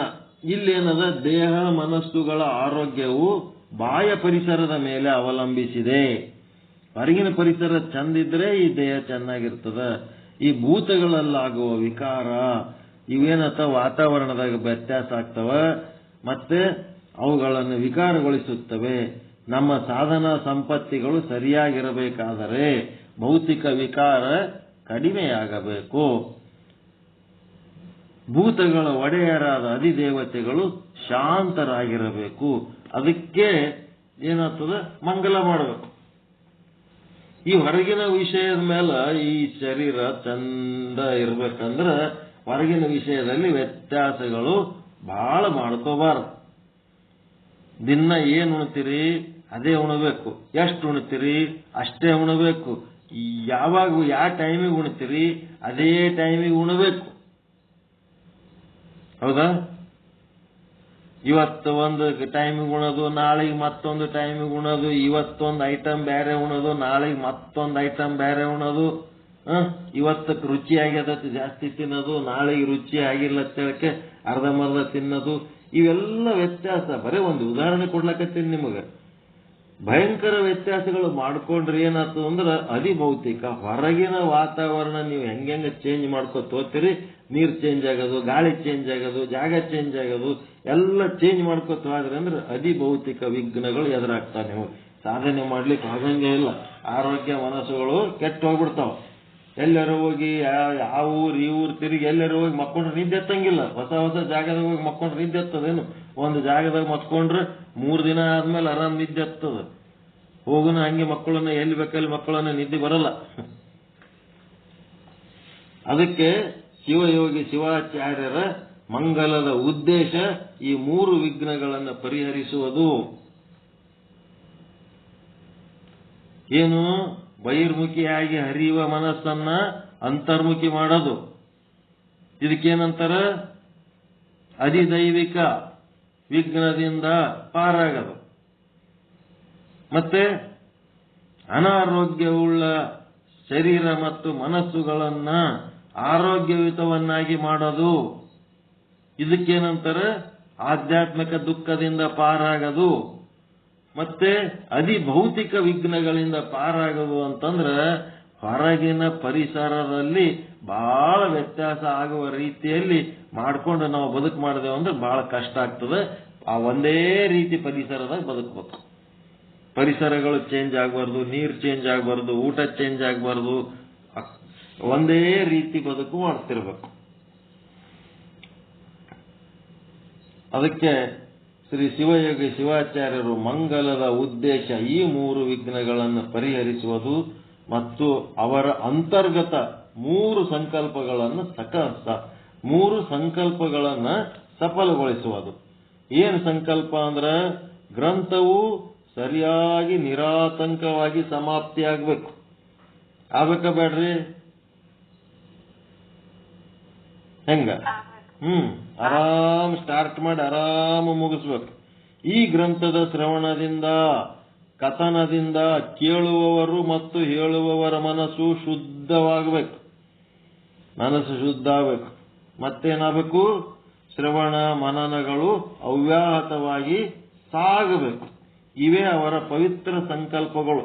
ನಿರಾತಂಕವಾಗಿ ಅವ್ಯಾಹತವಾಗಿ ಒಂದಿನ ಹೇಳಿ ಒಂದಿನ ಬಿಟ್ಟು ಒಮ್ಮ ಮಾಡಿ ಒಮ್ಮೆ ಇನ್ನೊಂದ್ಸಾರಿ ಬಿಡೋದು ಇಲ್ಲ. ನಿರಾತಂಕವಾಗಿ ನಡಿಬೇಕು. ಇವೇ ಅವರ ಪವಿತ್ರ ಸಂಕಲ್ಪಗಳು.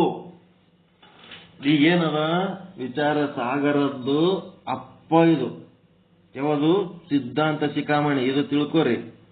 ವಿಚಾರ ಸಾಗರದೊಳಗ ಭಕ್ತಿ ಕರ್ಮ ಇವೇನು ಹೇಳಿಲ್ಲಲ್ಲಿ, ಬರೇ ಜ್ಞಾನ ಒಂದೇ ಹೇಳ್ಯಾರ ಅವ್ರು.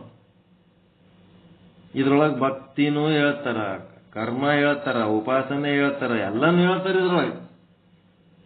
ಅದಕ್ಕಿಂತ ಇದೇ ದೊಡ್ಡದು.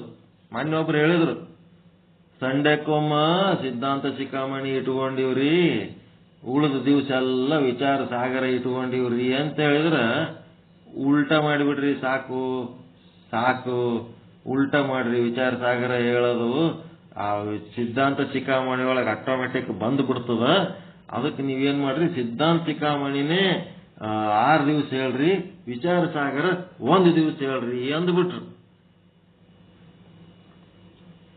ಹಂಗ್ ಮಾಡಿದ್ರ ಎಲ್ಲ ಪಲ್ಟಿ ಆಗಿಬಿಡ್ತದೆ. ಈಗ ಬಂಡಿ ಚಲೋ ಹೊಡ್ಕೊಂಡು ಹೋಗ್ತೀವಿ. ಇವನಿಗೆ ಬುದ್ಧಿ ಅದ ಇಲ್ಲ, ಯಾವಾಗ ಬೇಕಾವಾಗ ಏನ್ ಬೇಕಾದ್ ಮಾಡ್ತಾನ ಪರಿಚಯ ಆಗ್ತಿರಿಲ್ಲ. ಗದ್ದಲ್ಕ್ ಬೀಳ್ತೀವಿಲ್ರಿ, ಏನಿಲ್ಲ. ಹ್ಯಾಂಗ್ ಬೇಕಾದಂಗೆ ಹೇಳ್ರಿ ನಡೀತದಂತೀರ, ಆಗಲ್ಲ. ವಿಚಾರ ಸಾಗರ ಅದು ಮುಗಿಸೋ ತನಕ ಬಿಡಲ್ಲ ಅವನು. ನಮ್ಮ ಕಾಕರ್ಗಲ್ ಹನುಮಂತರಾಯ ಅಂತಂದ್ರ ಅವ್ರ ಹತ್ರ ಪ್ರವಚನಗಳು ಮಾಡುವಾಗ ಬರ್ರಿ ಅಲ್ಲಿ ಹೋಗಮ್ ಇಲ್ಲಿ ಹೋಗಮ್ ಅಂತಿರ್ತಾರ. ಕೆಲವೊಂದ್ ಸಾರಿ ನಾವು ಓದ್ತಿರ್ತೀವಿ. ಅವ್ರ ಹತ್ರ ಹೋದಾಗ ಅವ್ರೇನಿರ್ತಾರ, ಏನ್ ನಡೆದದ ಏನು ಅಂತ ಕೇಳಕ್, ಹಿಂಗ್ ನಡೆದದಪ್ಪ ಅಂತಂದ್ರ ಅದನ್ನ ಉಲ್ಟಾ ಮಾಡ್ಬಿಟ್ರಪ್ಪ ಅಂತಾರ. ಇಡೀ ಜೀವನ ಶಕ್ತಿನಗರದಾಗ ನೌಕರಿ ಮಾಡ್ಕೋತ ಇಬ್ಬರು ನಮ್ಮ ರಾಯಚೂರಿನ ಕಣ್ಣುಗಳಿದ್ದಂಗ ಅವ್ರು. ಕಾಕರ್ಗಲ್ ಹನುಮಂತರಾಯ, ಕಾಕರ್ಗಲ್ ದೇವೇಂದ್ರಪ್ಪ ಅಂತ ಇಬ್ರು ದೊಡ್ಡಪ್ಪ ಸಣ್ಣಪ್ಪದೇವ್ರ ಮಕ್ಕಳದಾರ. ಅವ್ರು ಸಂಬಂಧಿಕರೇ. ಪಾಕ್ನಕ್ ರೆಡ್ಡಿ ಇವರು ಮನೆಗೆ ಗುರುಗಳಿಗೆ ಇಟ್ಕೊಂಡಾರ. ಅವ್ರು ಬಸವಾನಂದ ಸ್ವಾಮಿಗಳಿಗೆ ಅಂತ ಮನೆಯಾಗ ಇಟ್ಕೊಂಡು ಸಣ್ಣ ಹುಡುಗರಿದ್ದಾಗಿನ ಹಿಡಿದು ಅವ್ರು ವೇದಾಂತ ಕೇಳ್ಕೋತ ಬೆಳೆದಾರ. ಈಗ ಅವ್ರು ದೊಡ್ಡ ಗುರುಗಳಾಗ್ಬಿಟ್ರ. 6 ಶಾಸ್ತ್ರಗಳು ನಿರರ್ಗಳವಾಗಿ ಹೇಳ್ತಾರ. ಮತ್ತೆ ಪುರಾಣ ಪ್ರವಚನ ಹೇಳಂದ್ರೆ ಹೇಳ್ತಾರ, ಭಗವದ್ಗೀತೆ ಹೇಳಂದ್ರೆ ಹೇಳ್ತಾರ. ಅದು ಹೇಳೋದಕ್ಕೆ ಅವರು ಇದಾಗ್ಬಿಟ್ಟಾರ, ಪೂರ್ತಿ ಕಮಿಟ್ ಆಗಿಬಿಟ್ಟಾರ. ಅದಕ್ಕೆ ಈ ರೀತಿ ನಡಿಬೇಕಂದ್ರೆ ಪವಿತ್ರ ಸಂಕಲ್ಪಗಳು, ಈ ಸಂಕಲ್ಪಕ್ಕೆ ಮಂಗಲ 3 ಬಗೆ 3 ರೀತಿ ಮಂಗಲಗಳು ಮಾಡ್ಯಾರ. ಒಂದು ವಸ್ತು ನಿರ್ದೇಶ ರೂಪ ಮಂಗಲ. ಅಂದ್ರೆ ಏನಿದು ವಸ್ತು ನಿರ್ದೇಶ ರೂಪ ಮಂಗಲ ಅಂದ್ರೆ ನಾಮ ಮಾತ್ರೇಣ ವಸ್ತು ಸಂಕೀರ್ತನಂ ವಸ್ತು ನಿರ್ದೇಶ ಮಂಗಲಂ. ಇದೇನು ಲಕ್ಷಣ ಕೊಡ್ಲಕತ್ತಾರ ಅವರು. ವಸ್ತು ನಿರ್ದೇಶ ರೂಪ ಮಂಗಲ ಅಂದ್ರೆ ಶಿವ, ಮಹಾದೇವ ಮುಂತಾದ ದೇವನಾಮಗಳಿಂದ ಪರಮಾತ್ಮನ ಸಂಕೀರ್ತನೆಯನ್ನು ಮಾಡುವುದು. ಇದು ವಸ್ತು ನಿರ್ದೇಶ ರೂಪ ಮಂಗಲ. ಇದರಿಂದ ದೇಹ ಇಂದ್ರಿಯಗಳ ಶುದ್ಧಿ. ವಸ್ತು ನಿರ್ದೇಶ ರೂಪ ಮಂಗಲದಿಂದ ದೇಹ ಇಂದ್ರಿಯಗಳ ಶುದ್ಧಿ. ಮತ್ತೆ ನಿಮ್ಮದ್ರಾಗೂ ನಾಮ ಅದಾವಲ್ರಿ, ಪರಮಾತ್ಮನ ನಾಮ. ನಿಮ್ಮ ವಸ್ತು ನಿರ್ದೇಶ ರೂಪ ಮಂಗಲ ಪರಮಾತ್ಮನ ಹೆಸರು ಆವ ಇಲ್ಲ? ಯಾವ್ದು ಹೇಳ್ರಿ, ಒಂದ್ ಹೆಸರು ಹೇಳ್ರಿ. ಅಯ್ಯ, ಅವೆಲ್ಲ ತೆರೆಗಳಿದ್ದಂಗ ಅಂತ ಹೇಳಿಲ್ಲ.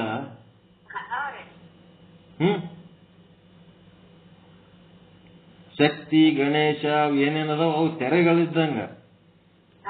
ಬ್ರಹ್ಮ ಸಾಗರ ಇದ್ದಂಗ. ಈಗ ಪರಮಾತ್ಮನ ಹೆಸರು ಆವ ಇಲ್ಲ ನಿಮ್ಮ ವಸ್ತು ನಿರ್ದೇಶ ರೂಪ ಮಂಗಲದಾಗ. ಜೋ ಸುಖ ನಿತ್ಯ ಪ್ರಕಾಶ ವಿಭು ನಾಮ ರೂಪ ಆಧಾರ್. ಪರಮಾತ್ಮ ಸುಖ ಸ್ವರೂಪನಾಗಿದ್ದಾನೆ. ಜೋ ಸುಖ ಅಂದ್ರೆ ಯಾವ ಪರಮಾತ್ಮನನ್ನು ಹೇಳ್ತಾ ಇದ್ದೀವಿ, ಅವ ಸುಖ ಸ್ವರೂಪನಾಗಿದ್ದಾನೆ. ಅವ ಸುಖ ಸ್ವರೂಪನಾಗಿದ್ದಾನೆ ಅಂತ ಇಷ್ಟೇ ಹೇಳಿಬಿಟ್ರೆ ಏನಾಗ್ತದ? ನಮ್ಮ ಜೀವನದಲ್ಲಿ ಪರಮಾತ್ಮನ ಸುಖ ಏನು ಗೊತ್ತಿಲ್ಲ, ಆದ್ರೆ ವಿಷಯ ಸುಖಗಳು ನಮಗೆ ಗೊತ್ತದವ. ಈ ವಿಷಯ ಸುಖಗಳು ನಮಗ ಪರಮಾತ್ಮ ಅನ್ಬೇಕಾಗ್ತದ. ಸುಖ ಸ್ವರೂಪ ಅದನ ಅಂತಂದ್ರ ಈ ವಿಷಯ ಸುಖಗಳಿಗೆ ನಾವು ಪರಮಾತ್ಮ ಅನ್ಬೇಕಾಗ್ತದ. ಆದ್ರೆ ವಿಷಯ ಸುಖಗಳು ಏನದವ? ಅನಿತ್ಯ ಅದವ, ಅಸತ್ಯ ಅದವ. ಅದಕ್ಕೇನ್ ಮಾಡ್ಯಾರ?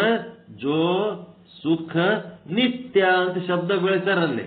ಅಂದ್ರೆ ನಿತ್ಯ ಸುಖ ಸ್ವರೂಪ, ಇದು ಪರಮಾತ್ಮನ ಹೆಸರು. ಇದು ವಸ್ತು ನಿರ್ದೇಶನ. ಇದೆಲ್ಲ ವಿಶ್ಲೇಷಣೆ ಓದ್ರಿ. ಪರಮಾತ್ಮನ ಹೆಸರು ನಿತ್ಯ ಸುಖ. ಮತ್ತ ಜೋ ಸುಖ ನಿತ್ಯ ಪ್ರಕಾಶ ವಿಭು. ಅದು ಪ್ರಕಾಶ ಅಂತ ಒಂದೇ ಹೆಸರು ಇಟ್ಟಿದ್ದೇವಂತಂದ್ರ ಅದು ಲುಪ್ತ ಪ್ರಕಾಶ. ಒಮ್ಮಿದ್ದು ಒಮ್ಮೆ ಇರ್ಲಾರ್ದಂಗ ಆಗ್ಬಹುದು, ಒಮ್ಮೆ ಹೆಚ್ಚಿದ್ದು ಒಮ್ಮೆ ಕಡಿಮೆ ಆಗ್ಬಹುದು. ಅದು ಲುಪ್ತ ಪ್ರಕಾಶ. ಇದು ಎಂತ ಪ್ರಕಾಶ? ನಿತ್ಯ ಪ್ರಕಾಶ, ನಿತ್ಯ ಸುಖ ಸ್ವರೂಪ, ನಿತ್ಯ ಪ್ರಕಾಶ ಸ್ವರೂಪ. ಇವೆಲ್ಲ ಹೆಸರುಗಳು ನಿಮ್ಮ ವಸ್ತು ನಿರ್ದೇಶ ರೂಪ ಮಂಗಲದಾಗ ಅದಾವ ಇವು. ಈಗ ಬರಬರೇ. ಜೋ ಸುಖ ನಿತ್ಯ ಪ್ರಕಾಶ ವಿಭು ನಾಮ ವಿಭು ಅಂತಂದ್ರೆ ಸರ್ವವ್ಯಾಪಕ. ಪರಮಾತ್ಮನ ಹೆಸರದು, ಅವನ ಲಕ್ಷಣ ಸಮೇತ ಅವನ ಹೆಸರು. ನಾಮ ರೂಪ ಆಧಾರ, ಎಲ್ಲ ನಾಮರೂಪಗಳಿಗೆ ಅವನೇ ಆಧಾರ. ನಾಮರೂಪಗಳು ತೆರೆಗಳು ಇದ್ದಂಗ. ಸಮುದ್ರ ಆ ಎಲ್ಲ ತೆರೆಗಳಿಗೆ ಹೆಂಗ ಆಧಾರ ಅದನೋ ಅದೇ ರೀತಿ ಇಲ್ಲಿ ಪರಮಾತ್ಮ ಕೂಡ ಎಲ್ಲ ನಾಮರೂಪಗಳಿಗೆ ಅವನ ಆಧಾರದನ. ಮತೀನಲ ಕೈ ಅದು ಅವನ ಹೆಸರದು. ಬುದ್ಧಿಲಿಂತ ಅವನನ್ನು ತಿಳ್ಕೊಳ್ಳಿಕ್ಕಾಗಲ್ಲ.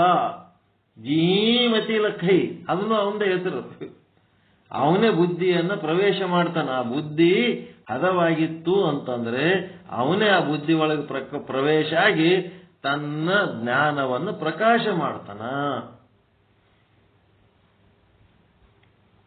ಅದಕ್ಕ ವಸ್ತು ನಿರ್ದೇಶ ರೂಪ ಮಂಗಲದ್ದು ವಿಶ್ಲೇಷಣೆ ಇನ್ನೊಂದ್ಸಾರಿ ನೋಡ್ಕೊಂಡು ಅದ್ರಾಗ ಎಷ್ಟು ಹೆಸರುಗಳು ಅದಾವ ನೋಡ್ರಿ ಪರಮಾತ್ಮನ ಹೆಸರು. ಅದಕ್ಕೆ ಇಲ್ಲೇನ್ ಹೇಳ್ತಾರೆ? ವಸ್ತು ನಿರ್ದೇಶ ರೂಪ ಮಂಗಲ ಅಂದ್ರೆ ನಾಮ ಮಾತ್ರೇಣ ವಸ್ತು ಸಂಕೀರ್ತನಂ ವಸ್ತು ನಿರ್ದೇಶ ಮಂಗಲಂ. ಶಿವ, ಮಹಾದೇವ ಅಂತೇಳಿ ಇಲ್ಲಿ ಜನರಲ್ ಆಗಿ ಕೊಟ್ಟಾರ. ಮುಂತಾದ ದೇವನಾಮಗಳಿಂದ ಪರಮಾತ್ಮನ ಸಂಕೀರ್ತನೆ ಮಾಡುವುದು. ವಸ್ತು ನಿರ್ದೇಶ ರೂಪ ಮಂಗಲ ಅಂತಾರೆ. ಇದರಿಂದ ದೇಹ ಇಂದ್ರಿಯಗಳು ಶುದ್ಧಿ ಆಗುತ್ತವೆ. ಎರಡನೇದೇನದ ನಮಸ್ಕಾರ ರೂಪ ಮಂಗಲ. ದಾಸ್ಯ ಭಾವ, ದಾಸ್ಯ ದಾಸ ಭಾವ ಮೇವ ನಮಸ್ಕಾರ ಮಂಗಲ. ಇದ್ರ ಲಕ್ಷಣ ಇದೆ. ನಮಸ್ಕಾರ ರೂಪ ಮಂಗಲ ಅಂದ್ರೇನು? ದಾಸ್ಯ ದಾಸ ಭಾವಂ ಏವ ನಮಸ್ಕಾರ ಮಂಗಲ. ನೀನು ದಾಸ್ಯ, ನಾನು ದಾಸ ಅಂತ ಅವನಿಗೆ ನಮಸ್ಕಾರ ಮಾಡೋದು. ಪರಮಾತ್ಮನು ದಾಸ್ಯ, ಜೀವನು ದಾಸ. ಈ ದಾಸ ಜೀವನು ದಾಸ್ಯನಾದ ದೇವನ ಚರಣದಲ್ಲಿ ನತಮಸ್ತಕನಾಗಿ ಭಕ್ತಿ ಸಮರ್ಪಣ ಮಾಡುವುದೇ ನಮಸ್ಕಾರ ರೂಪ ಮಂಗಲ. ಅಲ್ಲಿ ಏನಾಗ್ತದ? ವಸ್ತು ನಿರ್ದೇಶ ರೂಪ ಮಂಗಲದೊಳಗ ದೇಹ ಮತ್ತು ಇಂದ್ರಿಯಗಳ ಶುದ್ಧಿ ಆಗ್ತದ. ಈ ನಮಸ್ಕಾರ ರೂಪ ಮಂಗಲದೊಳಗೆ ಏನಾಗ್ತದ? ಮನಸ್ಸು ಶುದ್ಧಿ ಮತ್ತು ಅಹಂಭಾವ ನಾಶ, ಅಹಂಕಾರ ನಾಶ ಆಗ್ತದ ನಮಸ್ಕಾರ ಮಾಡೋದ್ರಿಂದ. ಇವನಿಗೆ ಅದಕ್ಕೆ ನಮಸ್ಕಾರ ಮಾಡಬೇಕು ಅಂದ್ರೆ ಅಲ್ಲಿ ಅಹಂಕಾರ ಆದಂತ. ಅವನಿಗೆ ಅದಕ್ಕೆ ನಮಸ್ಕಾರ ಮಾಡ್ಬೇಕು, ಇವನಿಗೆ ಅದಕ್ಕೆ ನಮಸ್ಕಾರ ಮಾಡ್ಬೇಕಂದ್ರೆ ಅದು ಅಹಂಕಾರ ಇರುವ ಲಕ್ಷಣ. ನಮಸ್ಕಾರ ಮಾಡಿದ್ರೆ ಆ ಅಹಂಕಾರ ಕಳ್ಕೊಂಡ ಲಕ್ಷಣ. ಸ್ವಲ್ಪ ಕೈ ಎತ್ತಿ ಮಾಡೋದು, ಗೋಣ್ ಎತ್ತಿ ಮಾಡೋದು, ಇಟ್ಟೆ ಎರಡು ಕೈ ಜೋಡಿಸಿ ದೂರ ನಿಂತು ಮಾಡೋದು, ಇವೆಲ್ಲ ನಾನಾ ರೀತಿ ನಮಸ್ಕಾರಗಳು. ಅದು ಹೆಂಗದ ಅಂದ್ರೆ ಒಂದು ಕೊಡದ ತುಂಬ ನೀರದ. ಆ ಕೊಡದ ತುಂಬ ನೀರು ಓಟು ನೀರು ಖಾಲಿ ಆಗ್ಬೇಕಾದ್ರೆ ಹೆಂಗಾಗಬೇಕು? ಸ್ವಲ್ಪ ಒಳಿಸಿದ್ರೆ ಸ್ವಲ್ಪ ನೀರು ಬರ್ತದೆ, ಉಳಿದ ನೀರೆಲ್ಲ ಒಳಗೆ ಇರ್ತದೆ. ಅದು ಕೊಡ ಬರಕಬೇಕಾದ್ರೆ ಹೆಂಗ್ ಮಾಡ್ಬೇಕು? ಅದು ಕೊಡಕ್ಕೆ ಡಬ್ ಹಾಕ್ಬೇಕು, ಪೂರ್ತಿ ಬಾಗಿಸ್ಬೇಕು. ಹಂಗೇನದ ದೀರ್ಘ ದಂಡ ನಮಸ್ಕಾರ ಅಂದ್ರೆ ಗುರುವಿನ ಪಾದಕ್ಕೆ ಹೋಗಿ ಓದಕ್ ಬಿದ್ದು ಬಿಡೋದು. ಹಿಂಗ್ ಬೀಳ ಪುರುಷೈತಿ ಇಲ್ಲ ಹೇಳ್ತಾರ, ಹೇಳೋದಿಲ್ಲ. ಹೇಳೋದು ನಿಮ್ ಕೈಯಾಗಿಲ್ಲ, ಬೀಳೋದಷ್ಟೇ ನಿಮ್ ಕೈಯಾಗ. ಆ ಗುರುಗಳು ಏನ್ ಮಾಡ್ತಾರ? ತಾವೇ ಎತ್ತುತ್ತಾರ.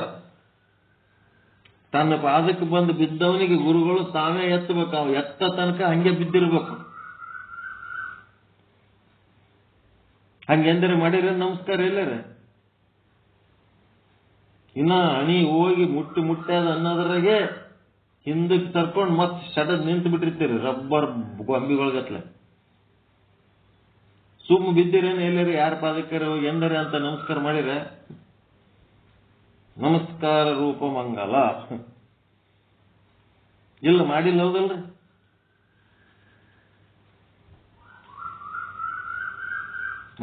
ಮಾಡಿಲ್ಲ. ಕೇಳಿದ್ರಿ ಏನ್ ಹೇಳಕ್ಕೆ ಬರ್ಲಿಲ್ಲ ಅಂದ್ರೆ ಏನ್ ಮಾಡೋದು?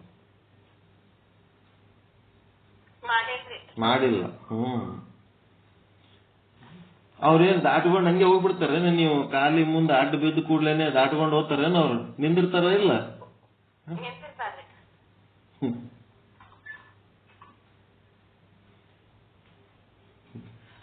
ಇದು ಇದೇನೋ ಮೊದಲು ಸಿದ್ಧಾಂತ ಶಿಖಾಮಣಿ ಒಳಗ ಇದು ತಿಳ್ಕೊಂಡಿದ್ದೆ ನಾನು. ಇದು ತಿಳ್ಕೊಂಡಾಗ ಒಂದ್ ದೊಡ್ಡ ಫಂಕ್ಷನ್ ಹಿಂದ ಬಾಳ ಮಂದಿ ಕ್ಯೂ ನಿಂತಾರ ಸ್ವಾಮಿಯರಿಗೆ ನಮಸ್ಕಾರ ಮಾಡ್ಲಕ್ಕ.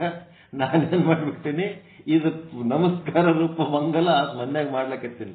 ಹೋಗಿ ಊದಕ್ಕೆ ಬಡಿಗೆ ಬಿದ್ದಾಗ ಸ್ವಾಮಿ ಇದ್ರೆ ಎಲ್ಲ ಇವನ ಏನಾಯ್ತು ನೋಡ್ರಿ, ಅವನಿಗೆ ಎತ್ರಿ, ಅವನಿಗೆ ಅವ್ರೇನ್ ಸ್ವಾಮಿಯವ್ರು ಎತ್ತಲಿಲ್ಲ, ಬಾಜುದವ್ರು ಎಲ್ಲರೂ ಕೂಡಿ ಎತ್ತಿದ್ರು, ಸೈಡ್ ಕಳಿಸ್ಬಿಟ್ರು.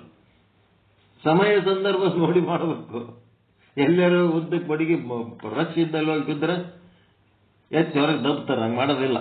ಅದಕ್ಕೆಲ್ಲ ಒಂದು ಪದ್ಧತಿ ಅದ, ಸೂಕ್ಷ್ಮ ಜ್ಞಾನ.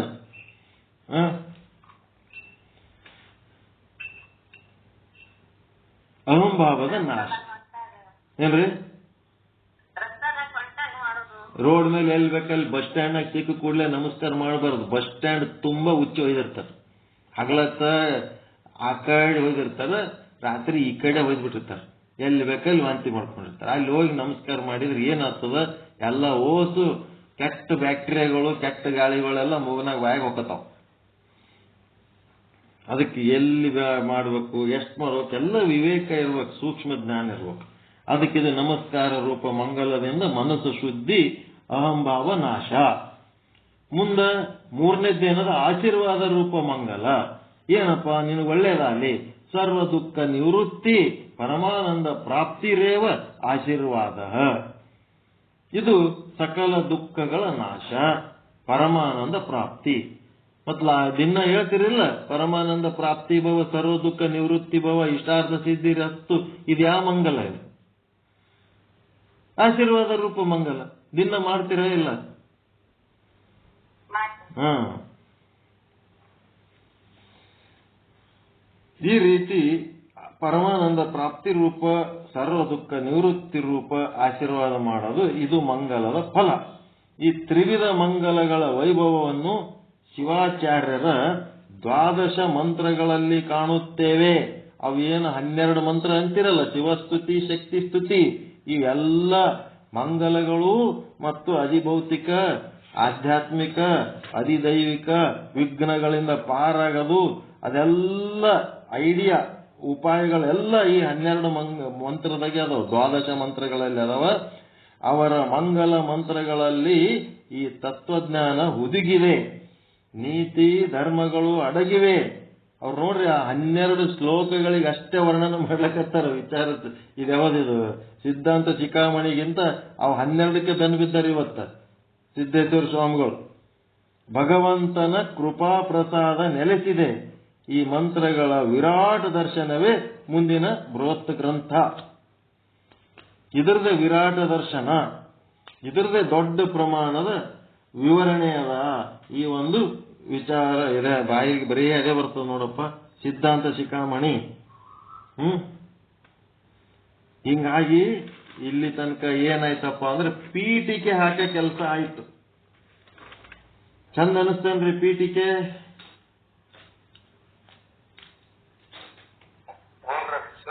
ಮಸ್ತದಲ್ರಿ?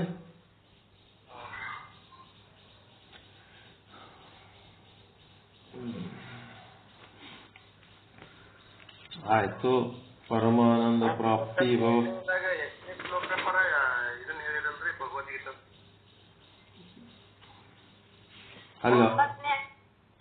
ಅಲ್ಲ ಅವು ಕೇಳ್ರಿ, ಹೇಳ್ತಾಳ ಬರೀ ಎಲ್ಲ ಒಟ್ಟು ಅಪ್ಪಿಗೆ ಕೇಳ್ಕೊತ್ರಿ. 9:33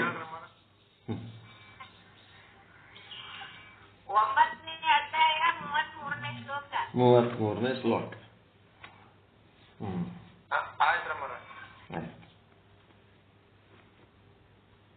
ಶಿವಾಯ.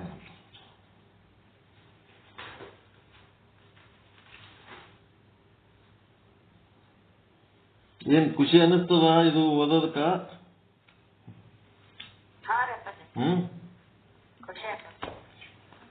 ಹೆವಿ ಕೆಲಸ ಅದ ಇದು, ಅದಕ್ಕಿಂತ ಹೆವಿ ಅದ. ವಿಚಾರ ಸಾಗರ ಆರಾಮದ, ಇದು ಹೆವಿ ಅದ, ಬೃಹತ್. ಯಾಕಿರ್ಲಕ್ ಏಟ್ ಆದಷ್ಟು ಓದೋದು, ಏಟ್ ತಿಳಿದಟ್ಟು ಓದೋದಪ್ಪ. ಸಿದ್ದೇಶ್ವರ ಸ್ವಾಮಿಗಳಿಗೆ ತಿಳಿದಟ್ಟು ತಿಳಿಲಿಕ್ಕಲ್ಲ ಅಂದ್ರು ಏಟರ ಒಂದು ತಿಳಿತದ ಇಲ್ಲ ಇಟ್ಟು ಓದಿದ್ರು.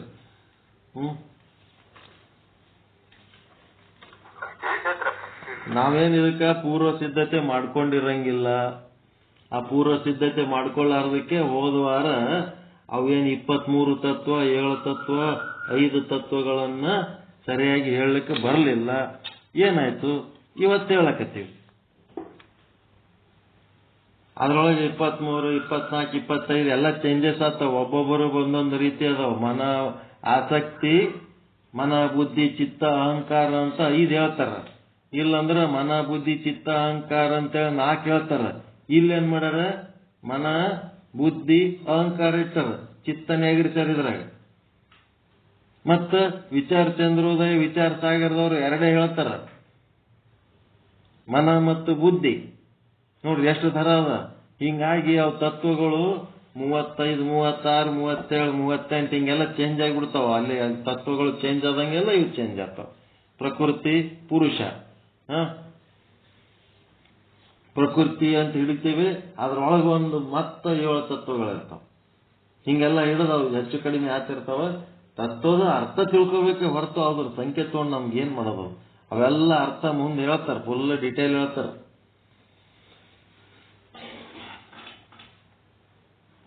ಏನ್ ಅನ್ನಿಸ್ತು ಇವತ್ತಿನ ಪಾಠದ ಬಗ್ಗೆ? ನಿಮ್ಗೆ ಅಭಿಪ್ರಾಯ ಒಂದ್ ಸ್ವಲ್ಪ ಹೇಳ್ರಿ. ಇದು ಹೊಸ ವಿಷಯ.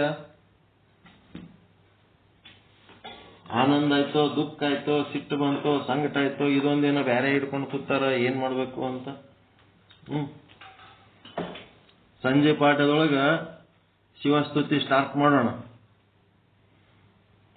1ನೇ ಶ್ಲೋಕ. ರೂಢಿ ಪಾಠದೊಳಗೆ ಒಂದು 10 ನಿಮಿಷ ಟೈಮ್ ಕೊಡ್ರಿ ಸಾಕು.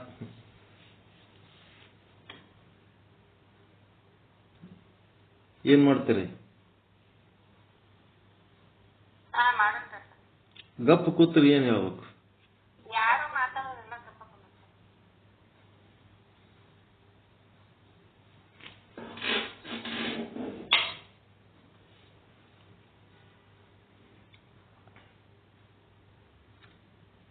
ಈಗ ಮತ್ತೆ ಇನ್ನ ಒಂದು ಚಾನಲ್ ಚಾಲು ಮಾಡೋದಕ್ಕೆ ಯಾರು ಒಂದಿಬ್ಬರು ತಯಾರಾರಿ? ಇನ್ನ ಒಂದ್ ಯಾವ್ದಾರ ವಿಷಯ ತಗೊಂಡು ಹೇಳೋರಾರಿ? ಸಂಜೆಗೆ ಸಿದ್ಧಾಂತ ಶಿಖಾಮಣಿ, ಬೆಳಗ್ಗೆ ಸಿದ್ಧಾಂತ ಶಿಖಾಮಣಿ ಆಯ್ತು. ಇನ್ನು ಬೇರೆ ದಿವಸ ಮಾಡೋಣ ಬೇಡ? ಸಾಕು, ಇಷ್ಟೇ, ಇದೇ ವಜ್ಜಾಲಕತ್ತದ.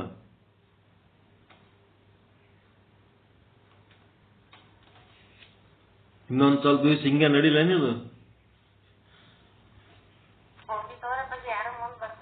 ಏನ್ರಿ?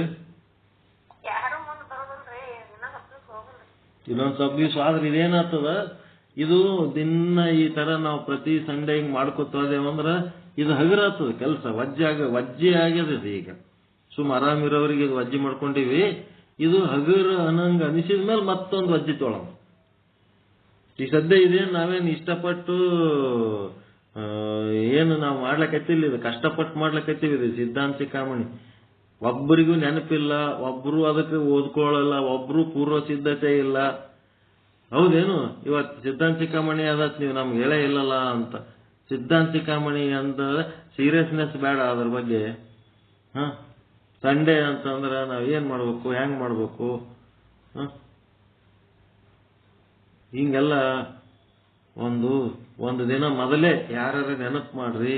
ಸಿದ್ಧಾಂತ ಶಿಖಾಮಣಿ ಚೆನ್ನಾಗಿ ಓದ್ಕೊಂಬರ್ರಿ, ನಾಳೆಗೆ ಹೇಳ್ರಿ.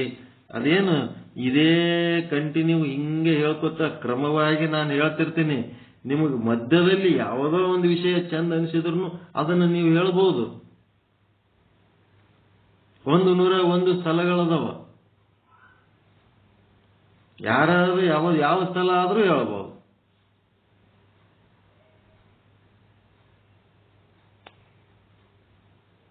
ಇದೇ ಸ್ಥಳ ಹೇಳ್ಬೇಕು, ಅದೇ ಸ್ಥಳ ಹೇಳ್ಬೇಕಂತೇನಿಲ್ಲ. 101 ಸ್ಥಳದೊಳಗೆ 44 ಅಂಗಸ್ಥಳಗಳದವ, 57 ಲಿಂಗ ಸ್ಥಳಗಳದವ. ಯಾವ ಸ್ಥಳ ಆದ್ರೂ ಓದ್ರಿ, ಯಾವ ಸ್ಥಳವಾದ್ರೂ ಹೇಳ್ರಿ. ಎದಕ್ಕೆ ಹಿಂಗ್ ಹೇಳ್ತೀನಿ ಅಂದ್ರ 101ನೇ ಸ್ಥಳಕ್ಕ ಹೇಳಕ್ ಹೋದಾಗ 1ನೇ ಸ್ಥಳ ಮರ್ತು ಹೋಗ್ಬಿಟ್ಟಿರ್ತು. ಕಡಿ ಸ್ಥಳ ಹೋದಾಗ ಹಿಂದಿನ ಸ್ಥಳ ಮರ್ಕೋತ ಹೋಗ್ತೀವಿ. ಅದಕ್ಕೇನ್ ಮಾಡ್ಬೇಕು, ಇಲ್ಲಿ ಯಾರು ಬೇಕವರು ಯಾವ ಸ್ಥಳ ಬೇಕು ಆ ಸ್ಥಳ, ಯಾವ ಸಮಯ ಬೇಕು ಆ ಸಮಯದಲ್ಲಿ ಹೇಳೋದು. ನಿಮ್ಗೆ ಓದ್ಕೋಬೇಕು, ಏನ್ ಚಂದ ಅನಿಸ್ತದ ಹೇಳ್ಬೇಕು. ಏನದ ಮೊದಲಿನ 44 ಸ್ಥಳಗಳಲ್ಲಿ ಅಂಗಸ್ಥಳದ ಪೈಕಿ ಹೇಳಕತ್ತೀನಿ. ಅಂಗಸ್ಥಳದೊಳಗ ಭಕ್ತ ಮಹೇಶ ಪ್ರಸಾದಿ ಪ್ರಾಣಲಿಂಗಿ ಶರಣ ಐಕ್ಯದ. ಮತ್ತು ಲಿಂಗಸ್ಥಳದೊಳಗನು ಭಕ್ತ ಮಹೇಶ ಪ್ರಸಾದಿ ಪ್ರಾಣಲಿಂಗಿ ಶರಣ ಐಕ್ಯದ. ಅದಕ್ಕೆ ಅಂಗ ಶಟಸ್ಥಳದ ಪೈಕಿ ಭಕ್ತಸ್ಥಳ ಅಥವಾ ಲಿಂಗ ಶಟಸ್ಥಳದ ಪೈಕಿ ಭಕ್ತಸ್ಥಳದ ಇಷ್ಟನೇ ಪರಿಚ್ಛೇದದ, ಇಷ್ಟನೇ ಶ್ಲೋಕ ಓದ್ಕೊಂಡಿನಿ, ಇದು ಹೇಳ್ತೀನಿ ಅಂತಂದ್ರೆ ಯಾವಾಗಾದ್ರೂ ಯಾರಾದ್ರೂ ಏನಾದ್ರೂ ಹೇಳ್ಬೋದು ಅದ್ರೊಳಗಿನ ವಿಷಯ. ನಾ ಮೊದಲೇ ಹೇಳಿಲ್ಲ, ನೀವ್ಯಾಕೆ ಮುಂದೆ ಹೋಗಿ ಹೇಳಕತ್ತೀರಿ ಅಂತ ಹಂಗೇನಿಲ್ಲ. ಕ್ರಮವಾಗಿ ನಾ ಹೇಳ್ಕೊತ ಬರ್ತಿರ್ತೀನಿ. ನೀವು ಎಲ್ಲಿ ಬೇಕಲ್ಲಿ ನಿಮ್ಗೆ ಏನ್ ಚಂದ ಅನಿಸ್ತೋ ಅದು ಹೇಳ್ರಿ. ಸಿದ್ಧಾಂತ ಶಿಖಾಮಣಿ ನಮಗ ಸಂಕ್ಷಿಪ್ತ ಪರಿಚಯಕ್ಕಾಗಿ ಬೇಕಾಗ್ಯದ, ಸಮಗ್ರ ಪರಿಚಯಕ್ಕೆ ಬೇಕಾಗಿಲ್ಲ. ವಿಚಾರ ಸಾಗರ ಸಮಗ್ರ ಪರಿಚಯ ಮಾಡ್ಕೊಳಕತ್ತೀವಿ ಸಾಕು. ಭಗವದ್ಗೀತೆಯನ್ನು ಸಂಕ್ಷಿಪ್ತ ಪರಿಚಯ ಚಲೋ ಓದಿರಿ, ಎಲ್ಲ ತಿಳ್ಕೊಂಡಿರಿ. ಅದಾದ್ಮೇಲೆ ಇದು ಸಿದ್ಧಾಂತ ಶಿಖಾಮಣಿ. ಆ ಗ್ರಂಥದ ಭಾಷೆ ನೋಡ್ರಿ ಹೆಂಗದ, ವಾಕ್ಯಗಳು ನೋಡ್ರಿ ಹೆಂಗದವ, ಎಷ್ಟು ಸೌಂದರ್ಯ ಅದಾವ, ಎಷ್ಟು ಅರ್ಥಪೂರ್ಣ ಅದಾವ. ಒಂದೊಂದು ಶಬ್ದ ನಮಗ ಹೇಳೋರಿಗೆ ಏನಾಗ್ತದಂದ್ರ ಅಲ್ಲೇ ನಿಂದಿರ್ಬೇಕು. ಒಂದೊಂದು ಶಬ್ದಕ್ಕೂ ಅಲ್ಲೇ ನಿಂತಿದ್ದು ಎಕ್ಸ್ಪ್ಲೇನ್ ಮಾಡ್ಬೇಕು, ಅಲ್ಲೇ ನಿಂತಿದ್ದು ಎಕ್ಸ್ಪ್ಲೇನ್ ಮಾಡ್ಬೇಕು ಅನ್ನಿಸ್ತಿರ್ತದ. ಅವೆಲ್ಲ ಕಟ್ ಮಾಡ್ಕೊಂಡು ಮುಂದೆ ಬರ್ತಿರ್ತೀವಿ ನಾವು. ಸೂತ್ರ ರೂಪದಲ್ಲಿ ಒಂದೊಂದು ವಾಕ್ಯ ಒಂದೊಂದು ಶಬ್ದ ಎಷ್ಟು ಚಂದ ಜೋಡಿಸ್ಯಾರ ಅದ್ರೊಳಗ. ಬಹಳ ಸುಂದರವಾದ ಗ್ರಂಥ ಅದು. ನಮ್ಮ ಮಾವ ತಂದು ಕೊಟ್ಟಾನ ಇದು ಬುಕ್. ತಗೊಂಡು ಸ್ವಿಮ್ಮಿಂಗ್ ಎಲ್ಲ ನೆಲದ ಮೇಲೆ ಇಟ್ಬಿಟ್ಟಿದ್ದೆ. ಏನಪ್ಪ ಮನುಷ್ಯ ನೀನು, ಎಲ್ಲಿ ಬೇಕಲ್ಲಿ ಹಂಗೆ ಇಟ್ರೆ ಹೆಂಗಪ್ಪ, ಇದು ಏನು ಅನ್ಕೊಂಡಿದ್ದಪ್ಪ ನೀನು ಅಂತೇಳಿ ಮತ್ತೆ ಅದನ್ನು ತಗೊಂಡು ಎತ್ತರದ ಸ್ಥಾನದಾಗಿಟ್ಟು ತಾನು ಓದಿ ನನಗೆ ಕೊಟ್ಟು ಓದಲಕ್ಕೆ ಹಚ್ಚಿ. ನಮ್ಮ ತಾಯಿ ಅಣ್ಣನ ಉಪಕಾರ ಅದು ಬುಕ್ ತಂದು ಕೊಟ್ಟದ್ದು.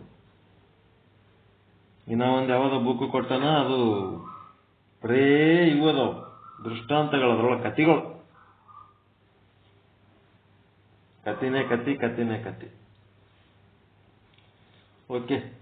ಪರಮಾನಂದ ಪ್ರಾಪ್ತಿ ಭವ, ಸರ್ವ ದುಃಖ ನಿವೃತ್ತಿ ಭವ, ಇಷ್ಟಾರ್ಥ ಸಿದ್ಧಿರಸ್ತು, ಯಶಸ್ವಿ ಭವ. ಜೈ ಶುದ್ಧ ಬ್ರಹ್ಮ, ಜೈ ಶುದ್ಧ ಬ್ರಹ್ಮ. ಎಲ್ಲರಿಗೂ ಒಳಿತಾಗಲಿ, ಎಲ್ಲರಿಗೂ ಶುಭವಾಗಲಿ. ಓಂ ಶಾಂತಿ ಶಾಂತಿ ಶಾಂತಿ. ಎಲ್ಲರಿಗೂ ಶರಣಾರ್ಥಿ. ಎಲ್ಲರಿಗೂ ಶರಣಾರ್ಥಿ.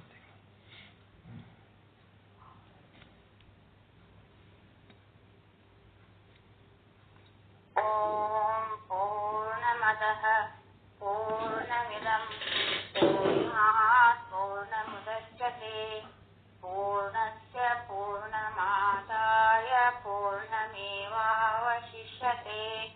ಓಂ ಶಾಂತಿ ಶಾಂತಿ ಶಾಂತಿ. ಪರಮಾನಂದ ಪ್ರಾಪ್ತಿ ಭವ, ಸರ್ವ ದುಃಖ ನಿವೃತ್ತಿ ಭವ, ಇಷ್ಟಾರ್ಥ ಸಿದ್ಧಿರಸ್ತು, ಯಶಸ್ವಿ ಭವ. ಓಂ ಶಾಂತಿ ಶಾಂತಿ ಶಾಂತಿ. ಎಲ್ಲರಿಗೂ ಶರಣಾರ್ಥಿಗಳು. ಜೈ ಶುದ್ಧ ಬ್ರಹ್ಮ, ಜೈ ಶುದ್ಧ ಬ್ರಹ್ಮ, ಜೈ ಶುದ್ಧ ಬ್ರಹ್ಮ.